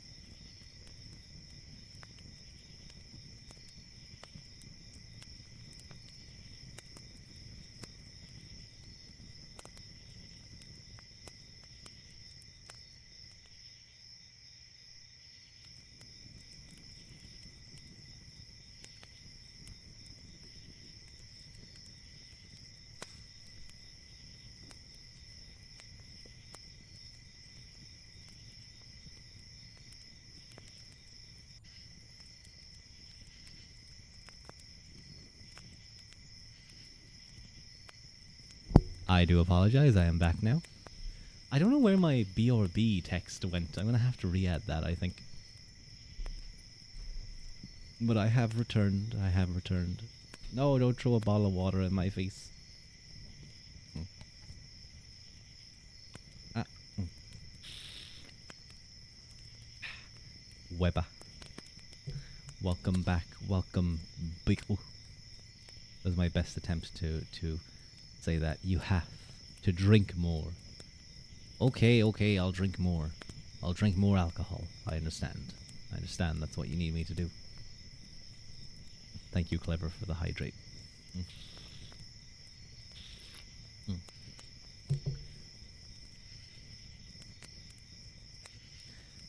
Where were we? Oh, yes. Moved north across the Alps by the encounter with the Devotio Moderna, a religious movement founded by Gerard Groot, of Deventer, who believed that to be Christian one had to follow Christ's moral example. The movement began in Holland but spread throughout Germany and much of Poland. Its doctrines were laid out in the Imitatio Christi, attributed to Thomas A. Kempis. Institutionally, it produced a new form of monasticism that aimed at spiritual self-perfection, and a lay movement known as the Brethren of the Common Life. The Devotio Moderna offered an answer to many of those who were plagued by philosophical skepticism, but were also not attracted to the heroic individualism of Italian humanism or the opportunism of Machiavelli. The Brethren sought relief in a spirituality that emphasized a simple life with religious feeling, rather than reason or will, as the essence of faith. Practically, the Devotio Moderna was a personal and inward religion of love, faith, and humility that de-emphasized works and ceremonies. This position was laid out explicitly by Nicholas of Cusa, who emphasized the simplicity of faith in contrast to the uncertainty of reason in Unlearned Ignorance in 1440. His work was important in its own right, but it also exercised an important influence on Lefebvre, Collet, and Erasmus. In comparison to the Italians, Northern humanists were more moderate in their claims about human capacities, more skeptical, less convinced that love ruled the world, more rooted in scripture, less concerned with martial virtue and greatness, less reliant on Gnostic, Hermetic, or Neoplatonic sources, more reliant on those church fathers who focused more on scripture than on philosophy. They were also concerned with the reformation of the church, the elimination of abuses, and the reduction of ceremonialism. The danger that they posed to the established church thus lay less in their extravagant claims about the ability of human beings than the simple appeal of their message to a large number of common people. Italian humanism had always appealed to upper classes and intellectuals. Northern humanism had a much more democratic appeal and contributed in powerful ways to the growing protest against the established church that led to the Reformation. This form of humanism posed a greater danger to the monks and clerics than Italian humanism because it was less extravagant, less pagan, and more rooted in an ideal of Christian charity that the church at least nominally shared.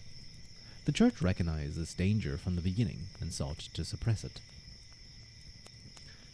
The most famous example of their efforts was the attempt to condemn Johannes Reuchlin, 1455 to 1522, the humanist who brought the teaching of Hebrew into German academic life. Many humanists came to his defense, and Pope Leo X eventually refused to condemn him, which was a kind of victory for humanism. However, the battle lines had been drawn, and in the next generation, the generation of Erasmus and Luther, the battle would begin again. Erasmus was born in 1466 in Rotterdam. He was the illegitimate son of Roger Gerard, who became a priest, and Margaret, a physician's daughter. He attended a humanistically oriented school in Deventer, run by Brethren of Common Life. When his parents died, he was forced to enter an Augustinian monastery at Stinn, near Gouda, where he lived from 1485 until 1492. He was treated so harshly there that he developed a lifelong enmity for the monks, During this period, he drew most of his intellectual inspiration from the work of Valla, whose eloquence he paraphrased. He also wrote on contempt for the world, in which he praised a solitary life.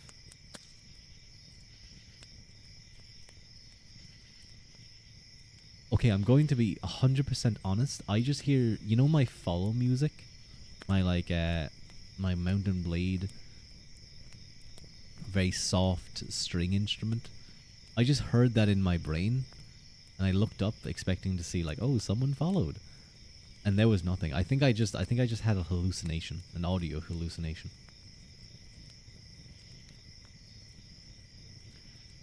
In which he praised a solitary life. He eventually escaped from the monastery through an appointment as secretary in the Bishop of Cambrai, took priestly orders, and went to Paris, where he studied until 1499.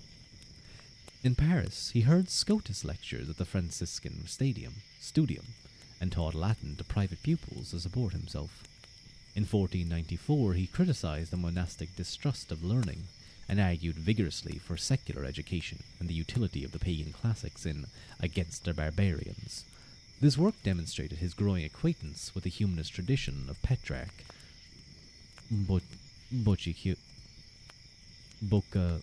Boccaccio, and Celotati. In 1499, he visited England and met Thomas More, who remained his friend until More's death in 1535. He lived mostly at Oxford, where he worked with the humanist John Colet.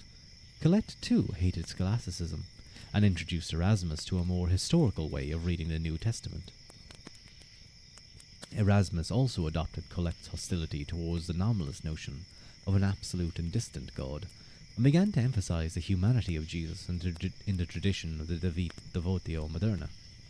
He returned to Paris, living there from 1500 to 1506. During this time, he wrote his Adages and the Handbook of a Christian Scholar, which established his reputation as a leading humanist. The latter work was clearly in the tradition of the Devotio Moderna, but also expressed sympathies with the humanist tradition that stretched back to Petrarch. It emphasized the importance of sincerity and righteousness over formalism and conformity to public opinion.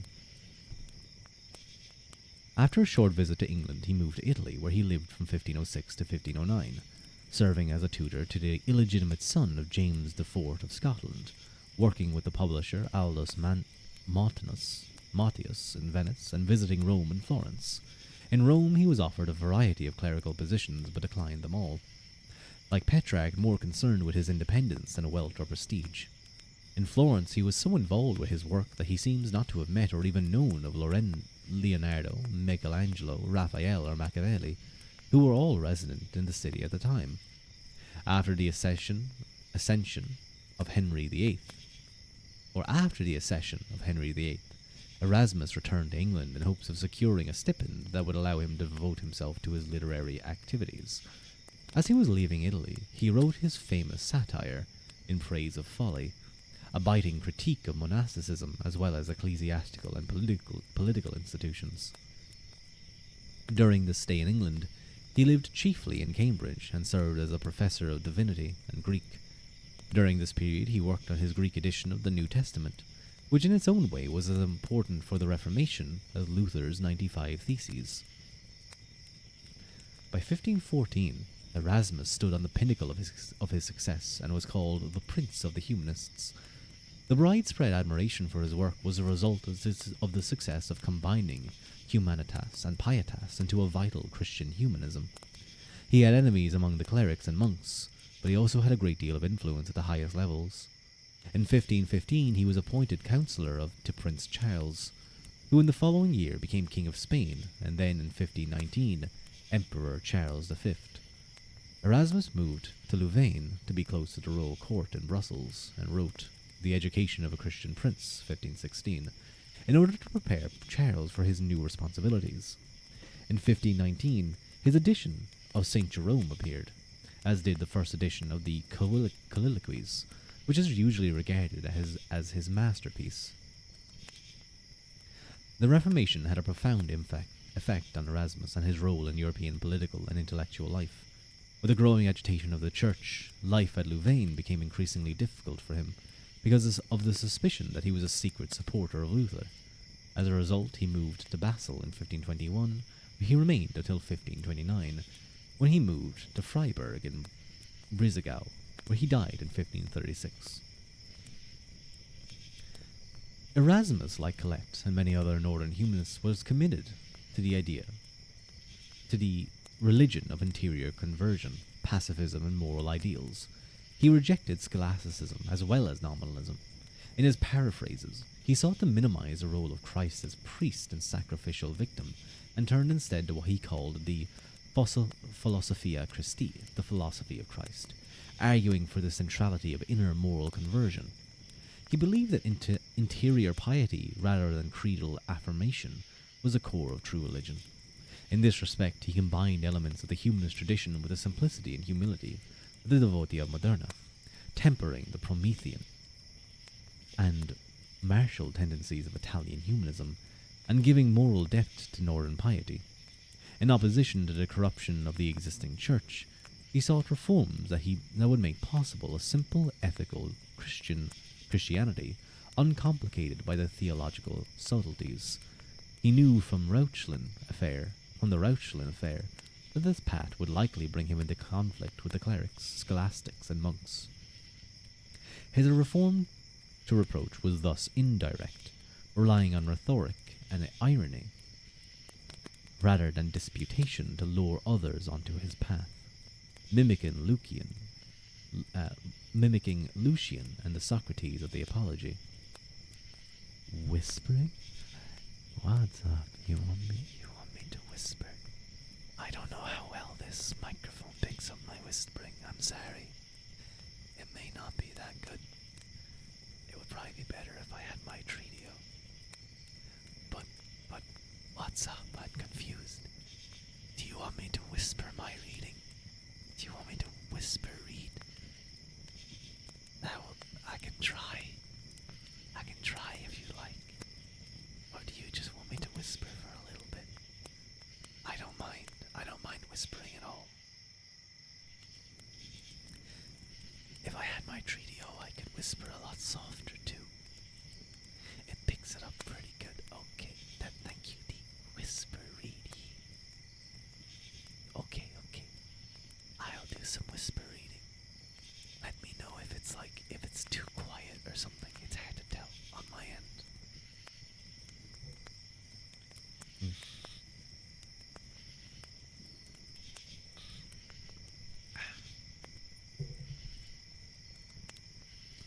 Where were we? Okay. Erasmus did not believe that the source of corruption in the church was doctrinal. Like More, he was convinced that disorder in human affairs was principally due to the abuse of power and the profit motive. The secular power of the church, the lucrative character of many of its practices, and the widespread influence of wealth in securing clerical positions had more to do with the corruption of the church and the consequent anti-clericalism than theological doctrines. The fact that the clerics alone were able to conduct the sacramental ceremonies gave them the opportunity for abuse. The sale of indulgences was only one such example of abuses, which were widespread in the church, especially during the pontificates of Alexander VI and Clement VII. You're on mobile. You're really behind. No worries. It's okay. Current religious practices, as Erasmus saw it, thus did little to improve public morality, and was actually more likely to foster corruption.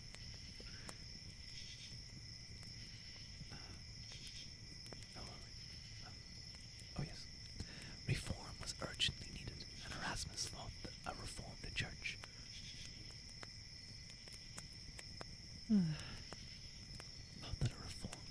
could combine piety and morality, offering support for basic human dignity.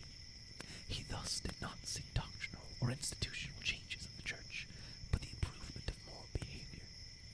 This was the goal of his educational reform. He believed that such a project could succeed only if there was sufficient number of preachers trained in the philosophy of Christ. Therefore, it was crucial that humanistic education have a place within the church itself.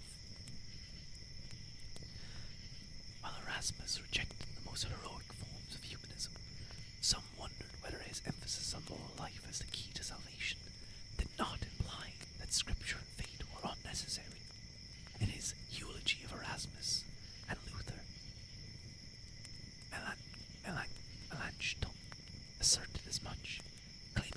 Erasmus was a moral philosopher, like the ancients, and not a true theologian.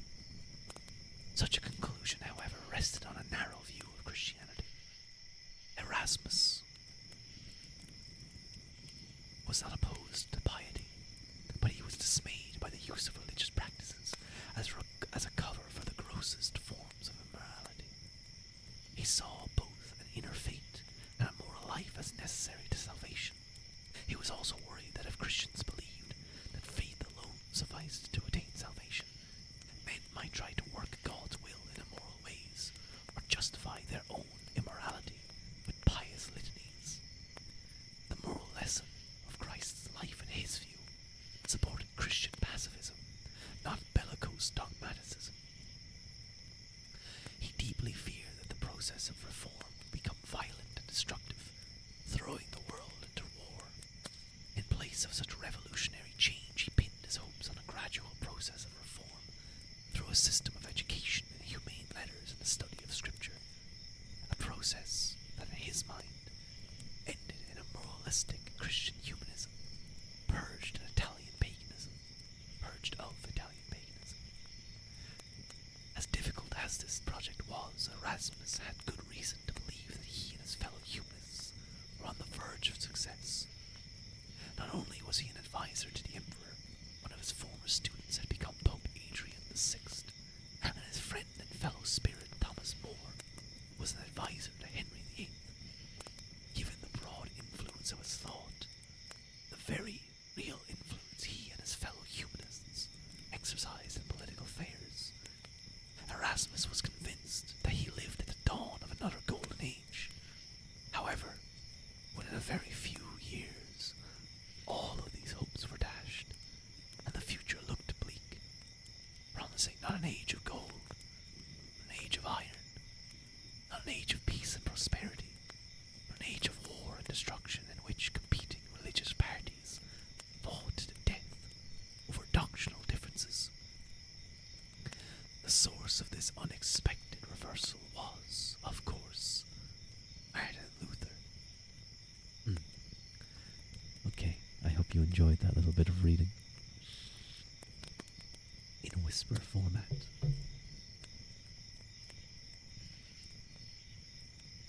I'm going to finish off the rest of this chapter, which is about 3 pages, in my normal kind of reading voice, but I hope that helped you sleep. What's up? You did, thank you. Okay, it didn't help you sleep, but maybe it did help relax you. So I'm glad to hear that.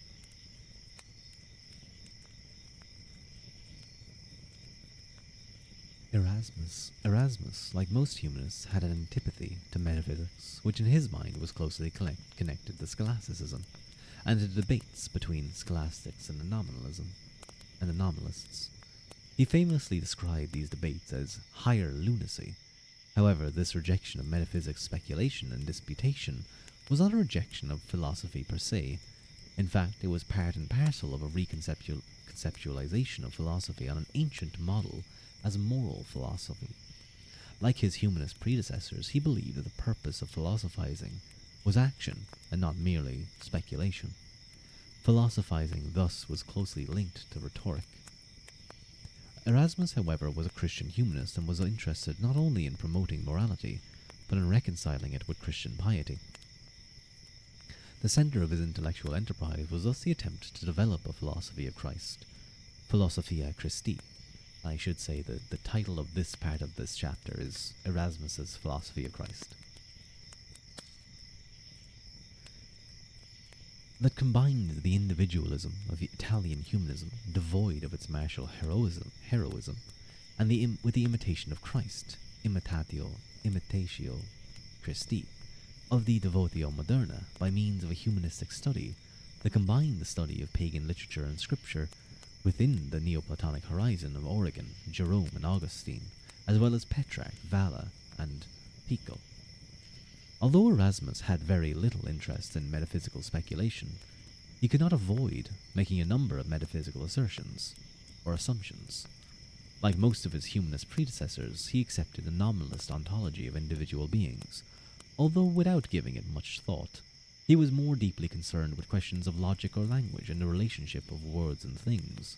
Like Plato and his humanist predecessors, he rejected the notion of a natural language or a natural relation between words and things. He agreed generally with the nominalist contention that words were principally signs, but despised the terminological debates that dominated nominalist thought. He saw language more as a historical phenomenon, thus as a medium of communication between human beings. This medium, however, could be distorted to promote one's self-interest in opposition to the common good. All language, therefore all thinking, were thus rhetorical. Rhetoric, in his view, was central to moral and religious life. This was especially true of Christianity, which saw language as a means of communication not merely between human beings, but between man and God. Indeed, for Erasmus, God communicates with man only through the Word, and this Word always has to be understood within the human language that not only reveals but also conceals the truth. Erasmus's theology is thus essentially rhetorical. Consequently, Scripture cannot be read directly, but must always be read analogically. In his relatively early Handbook of a Christian Soldier, Erasmus assumed that it was possible to read Scripture in a purely allegorical manner, but after his discovery of Vala's annotations, he recognized the importance of grammar and literary criticism. His increasing awareness of the historical differences between his time and previous ages, however, led him to believe that while all languages may proclaim God, reading and interpreting Scripture also requires historical knowledge, because terms have their meanings in particular contexts. Is there any important notes? I'm sure there's a lot of important notes. But, Daya. Okay, Daya has redeemed some push-ups, so let's go do some push-ups, shall we? And then we'll finish off the chapter. We're very close to it. And that will actually bring us up to page 100 of that book.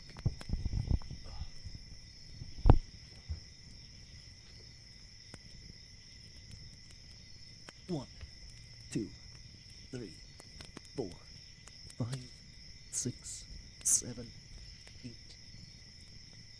10, 11, 12, 13, 14, 15, 16, 17, 18, 19, 20, 21, 22, 23, 24, 25, 26, 27, 28, 29, 30.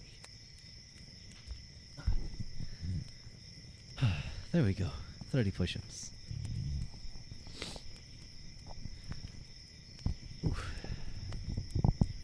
That was a nice solid 30 push-ups.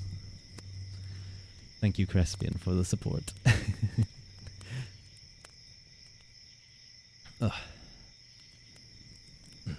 Thank you. Thank you, Dyer, for making sure my chest is nice and strong. Because how else am I going to keep this without the push-ups? Now, let's finish off the chapter.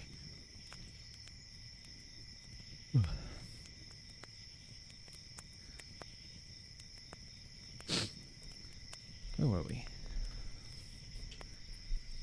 Somewhere down here. I'm going to be slightly out of breath for a moment or two. Historical and linguistic differences were not, in his view, the only barriers to interpreting Scripture. The core difficulty, as Erasmus saw it, lay in the fact that God's infinity could not be fully or even adequately portrayed in his own revelation. Thus, Christ, quote, conceals his divine nature in order to pass himself off as humanly weak. Out of breath whimpering coming up? No, I'm not gonna whimper. I'm not gonna whimper. Stop that. But I am complaining about it, which some may consider whimpering. I need to actually take a moment to catch my breath.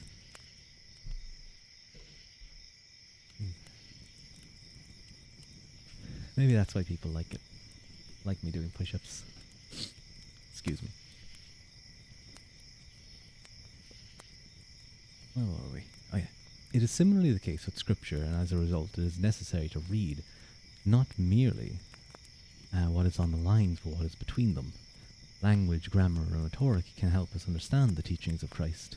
Don't you poke me. I saw that at the very end. Don't you poke me. But they cannot suffice on their own. What seemed to Erasmus crucially necessary was bringing human language and divine language into harmony. Thank you, Dee, for the hydrate.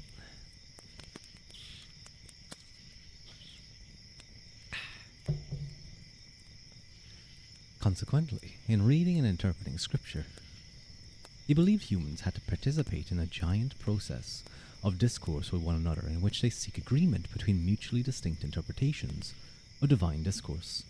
The goal of this scriptural interpretation is thus not an immediate encounter with God, but the restoration of the unity of Scripture and the Christian community through a discursive and consensual process. The focus on any such study, however, must always be the living Christ as revealed in Scripture, and not some abstract concept of God. This focus on Christ's life, and particularly his charity, caritas, is central to Erasmus's Philosophia Christi. Like Ficino, he sees the moral teachings of Greek and Roman philosophers as identical with Christian charity, as exemplified by Christ. Within the humanist context, such a synthesis had long been an ideal, but an ideal some Christians looked on with suspicion, because it seemed to veer towards Pelagianism. For Erasmus, the danger could not be overlooked, but he was convinced that a failure to read such a synthesis would open Christianity up to a Manichaeanism that held God responsible for evil, and that thus undermined individual moral responsibility. Erasmus believed he had found a path between these two extremes. While Erasmus was a humanist, he rejected the martial element of Italian civic humanism and the Promethean vision of later Italian humanists who saw man not merely as an individual willing being, but as a self-willing and self-creating being. His dedication to the Devotio Moderna pointed him in the direction of a more humble humanism that bowed before God but still admired and praised moral virtue. While he did not believe a Christian could legitimately seek glory, especially if it involved violence, a Christian could and should seek to emulate Socrates, Cicero, and Christ in order to live a life of righteousness. For such a life to be possible, however, human beings must have a measure of freedom and autonomy. Humanism, of course, did not come to an end with Erasmus. Indeed, thinkers like Montaigne carried humanism to new heights.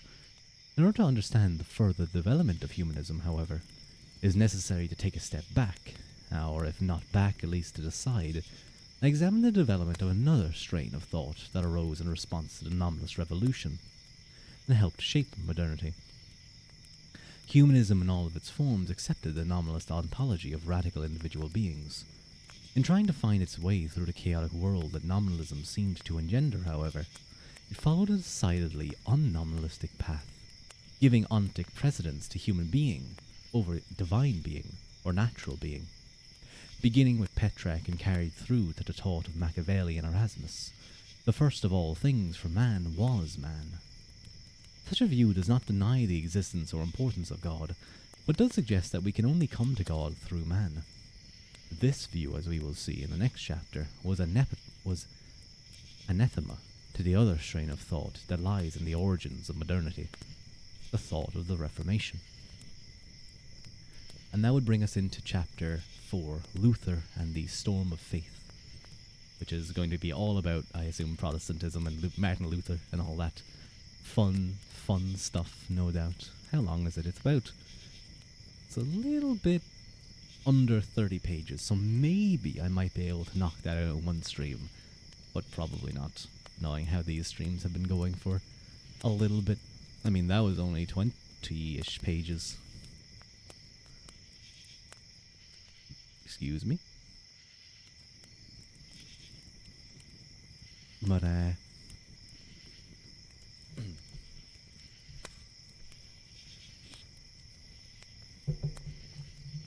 I would like to thank you all for joining me tonight on today's reading. It was a lot of little fun things here and there, and some very interesting stuff too. I do hope you guys enjoyed. I think I'm going to leave that there today, but part of me does want to either A, keep streaming, but what I want to do, I need the place to be quiet, and I'm using a dynamic microphone, not a condenser mic like the Treadio, so it's not picking up the kind of sounds that I'm hearing. So maybe I might have to wait for a little bit longer into the night, and maybe I may do another stream if it calms down a bit, because it is, even though it's a Sunday, there's still people like, you know, going about their days, going about their fun. But I may try and do a proper ASMR video, or not video, ASMR stream with like the Treadio and me whispering and tapping on things, and you guys can request triggers and all that type of stuff, and heartbeats, and like, I don't know, ear cupping or phrases or words. You still owe you a heartbeat. I do still owe you a heartbeat, Crespian, and you will get it. You will get it.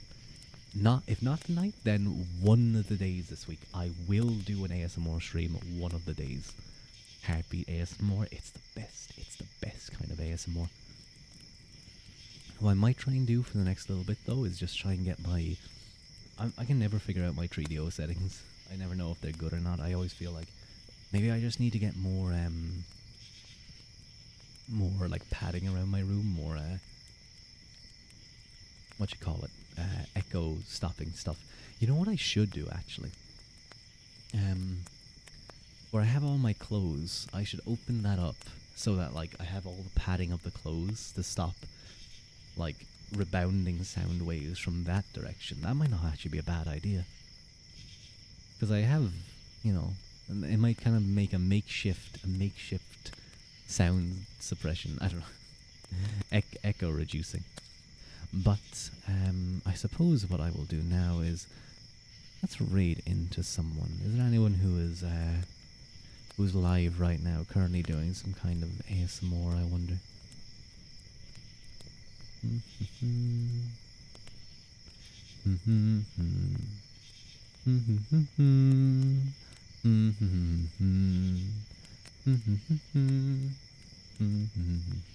it the A-Team? Is that what that is? I think so. I have no idea. The noise just came to me. How is that allowed on Twitch? How is that image allowed on Twitch? Oh, I see. Because, okay, that's sneaky of them, I must say. That's a sneaky... Billy. There is no shirtless redeem. Maybe someday it will work. Maybe someday it will work. But unfortunately, I'm just ending stream now. Dame. Dame. You're so brave for looking through the ASMR category. There's things that my brain does not want to see when I'm trying to relax. Because either it's not relaxing in the slightest and it makes me want to punch things, or it does the opposite of relaxation. Would you guys like to go to Femboy Wolfboy live 3DO ASMR? He has cool sunglasses. He has cool heart sunglasses. Let's not. Let's not.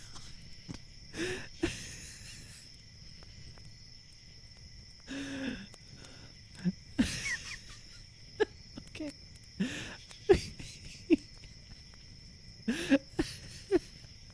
Okay. Axe Mokuba. Oh, is Axe Mokuba live? What's he doing? What's Axe Mokuba doing? Oh, he's playing. Oh, wait, he's playing that.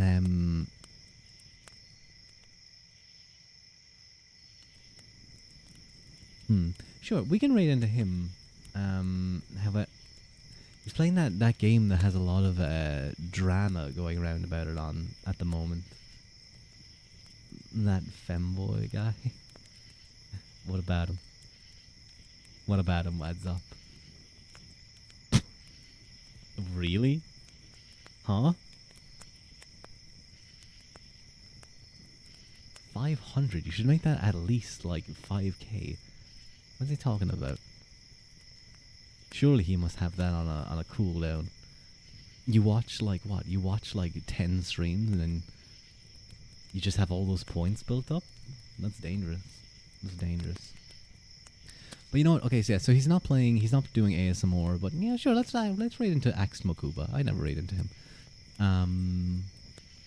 But he's playing that mouth washing game, which I will say, I will just say for those of you who are going to join, is kind of a, from what I understand, I haven't played it myself, is kind of a game that deals with very heavy topics around things like abuse and alcoholism, or not even alcoholism, but like, you know, it's a very dangerous and kind of a heavy game. So I don't know if you guys may want to look into it. Mouth washing is so good. All I've seen is the big drama that happened on Twitter recently, about like a piece of art, and then someone else made another piece of art in kind of response to it. And I did make a comment on it on someone's retweet of the second art. But obviously it must be a game that really goes big drama. Yeah, some artists who I think typically is like a not safe for work artist drew something that I guess some people in the fan base didn't like. You know, there's a whole host of things that I don't really feel like I need to get into. Because one, I don't feel like it, and it's way too heavy. You've missed all of this. Do I want to talk about this? It's kind of heavy. Like, it deals with a lot of things and very heavy stuff, and I think I'd rather not. I think I'd rather keep my stream relatively light for the moment. You can see my general comment. I don't know, if you go to my like replies tab, you can probably find it. It was just generally that I felt like the second art that was made in response to it was done in a way that was insincere and was kind of like trying to gotcha the first art. And even though it was hitting something quite, you know, a dark part of reality and a very interesting part of one of the characters, it for the character Anya, it just comes across as the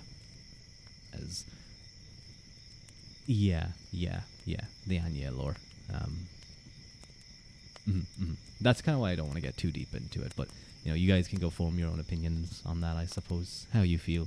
I think it's just tied up in so many different moral and political, some very, you know, one of the biggest political discussions, particularly in America. So that type of stuff gets people angry. But yeah, we'll raid into Axe Mokuba. He has quite a nice voice, actually. He has quite the scary, kind of a freaky PNG, though, I must say. You don't want to be spoiled. That's okay. That's okay. He's kind of like an axe. He kind of looks like you know, the Titans trapped in the wall. He's like that, but he's in a log. I don't really know what he is, but he's Axed Mokuba. Oh god. Oh my. What the head in the stump is say so. What you saying? I assume he is. Okay, yeah. Okay, look, I'm gonna be honest, guys. That's kind of horrific. I'm gonna wait for this to finish for him to go away from this person. So yeah, you guys can. I guess listen to this if you guys want to. We're just gonna raid into him because I never raided into him, and it's nice to have him, see him live. But yeah, hopefully nothing bad shows up. I'm just giving that warning, quick warning. That is a heavy game. It has some kind of. It's not insane. It just showed the guy in the bandages. That's all. But I'd never seen that, and it looked kind of weird. But anyway, sorry. Thank you all for joining me. I don't want to raid in when his face is on stream. I know that's mean to say. I'm actually gonna cancel the raid and wait for him to leave. I know that's really bad, but I don't want you guys to go there and be like, oh my god, because it just feels wrong. You know, it feels like not a good thing. Even though I have warned you guys, so I feel like it's okay. Rating in 10.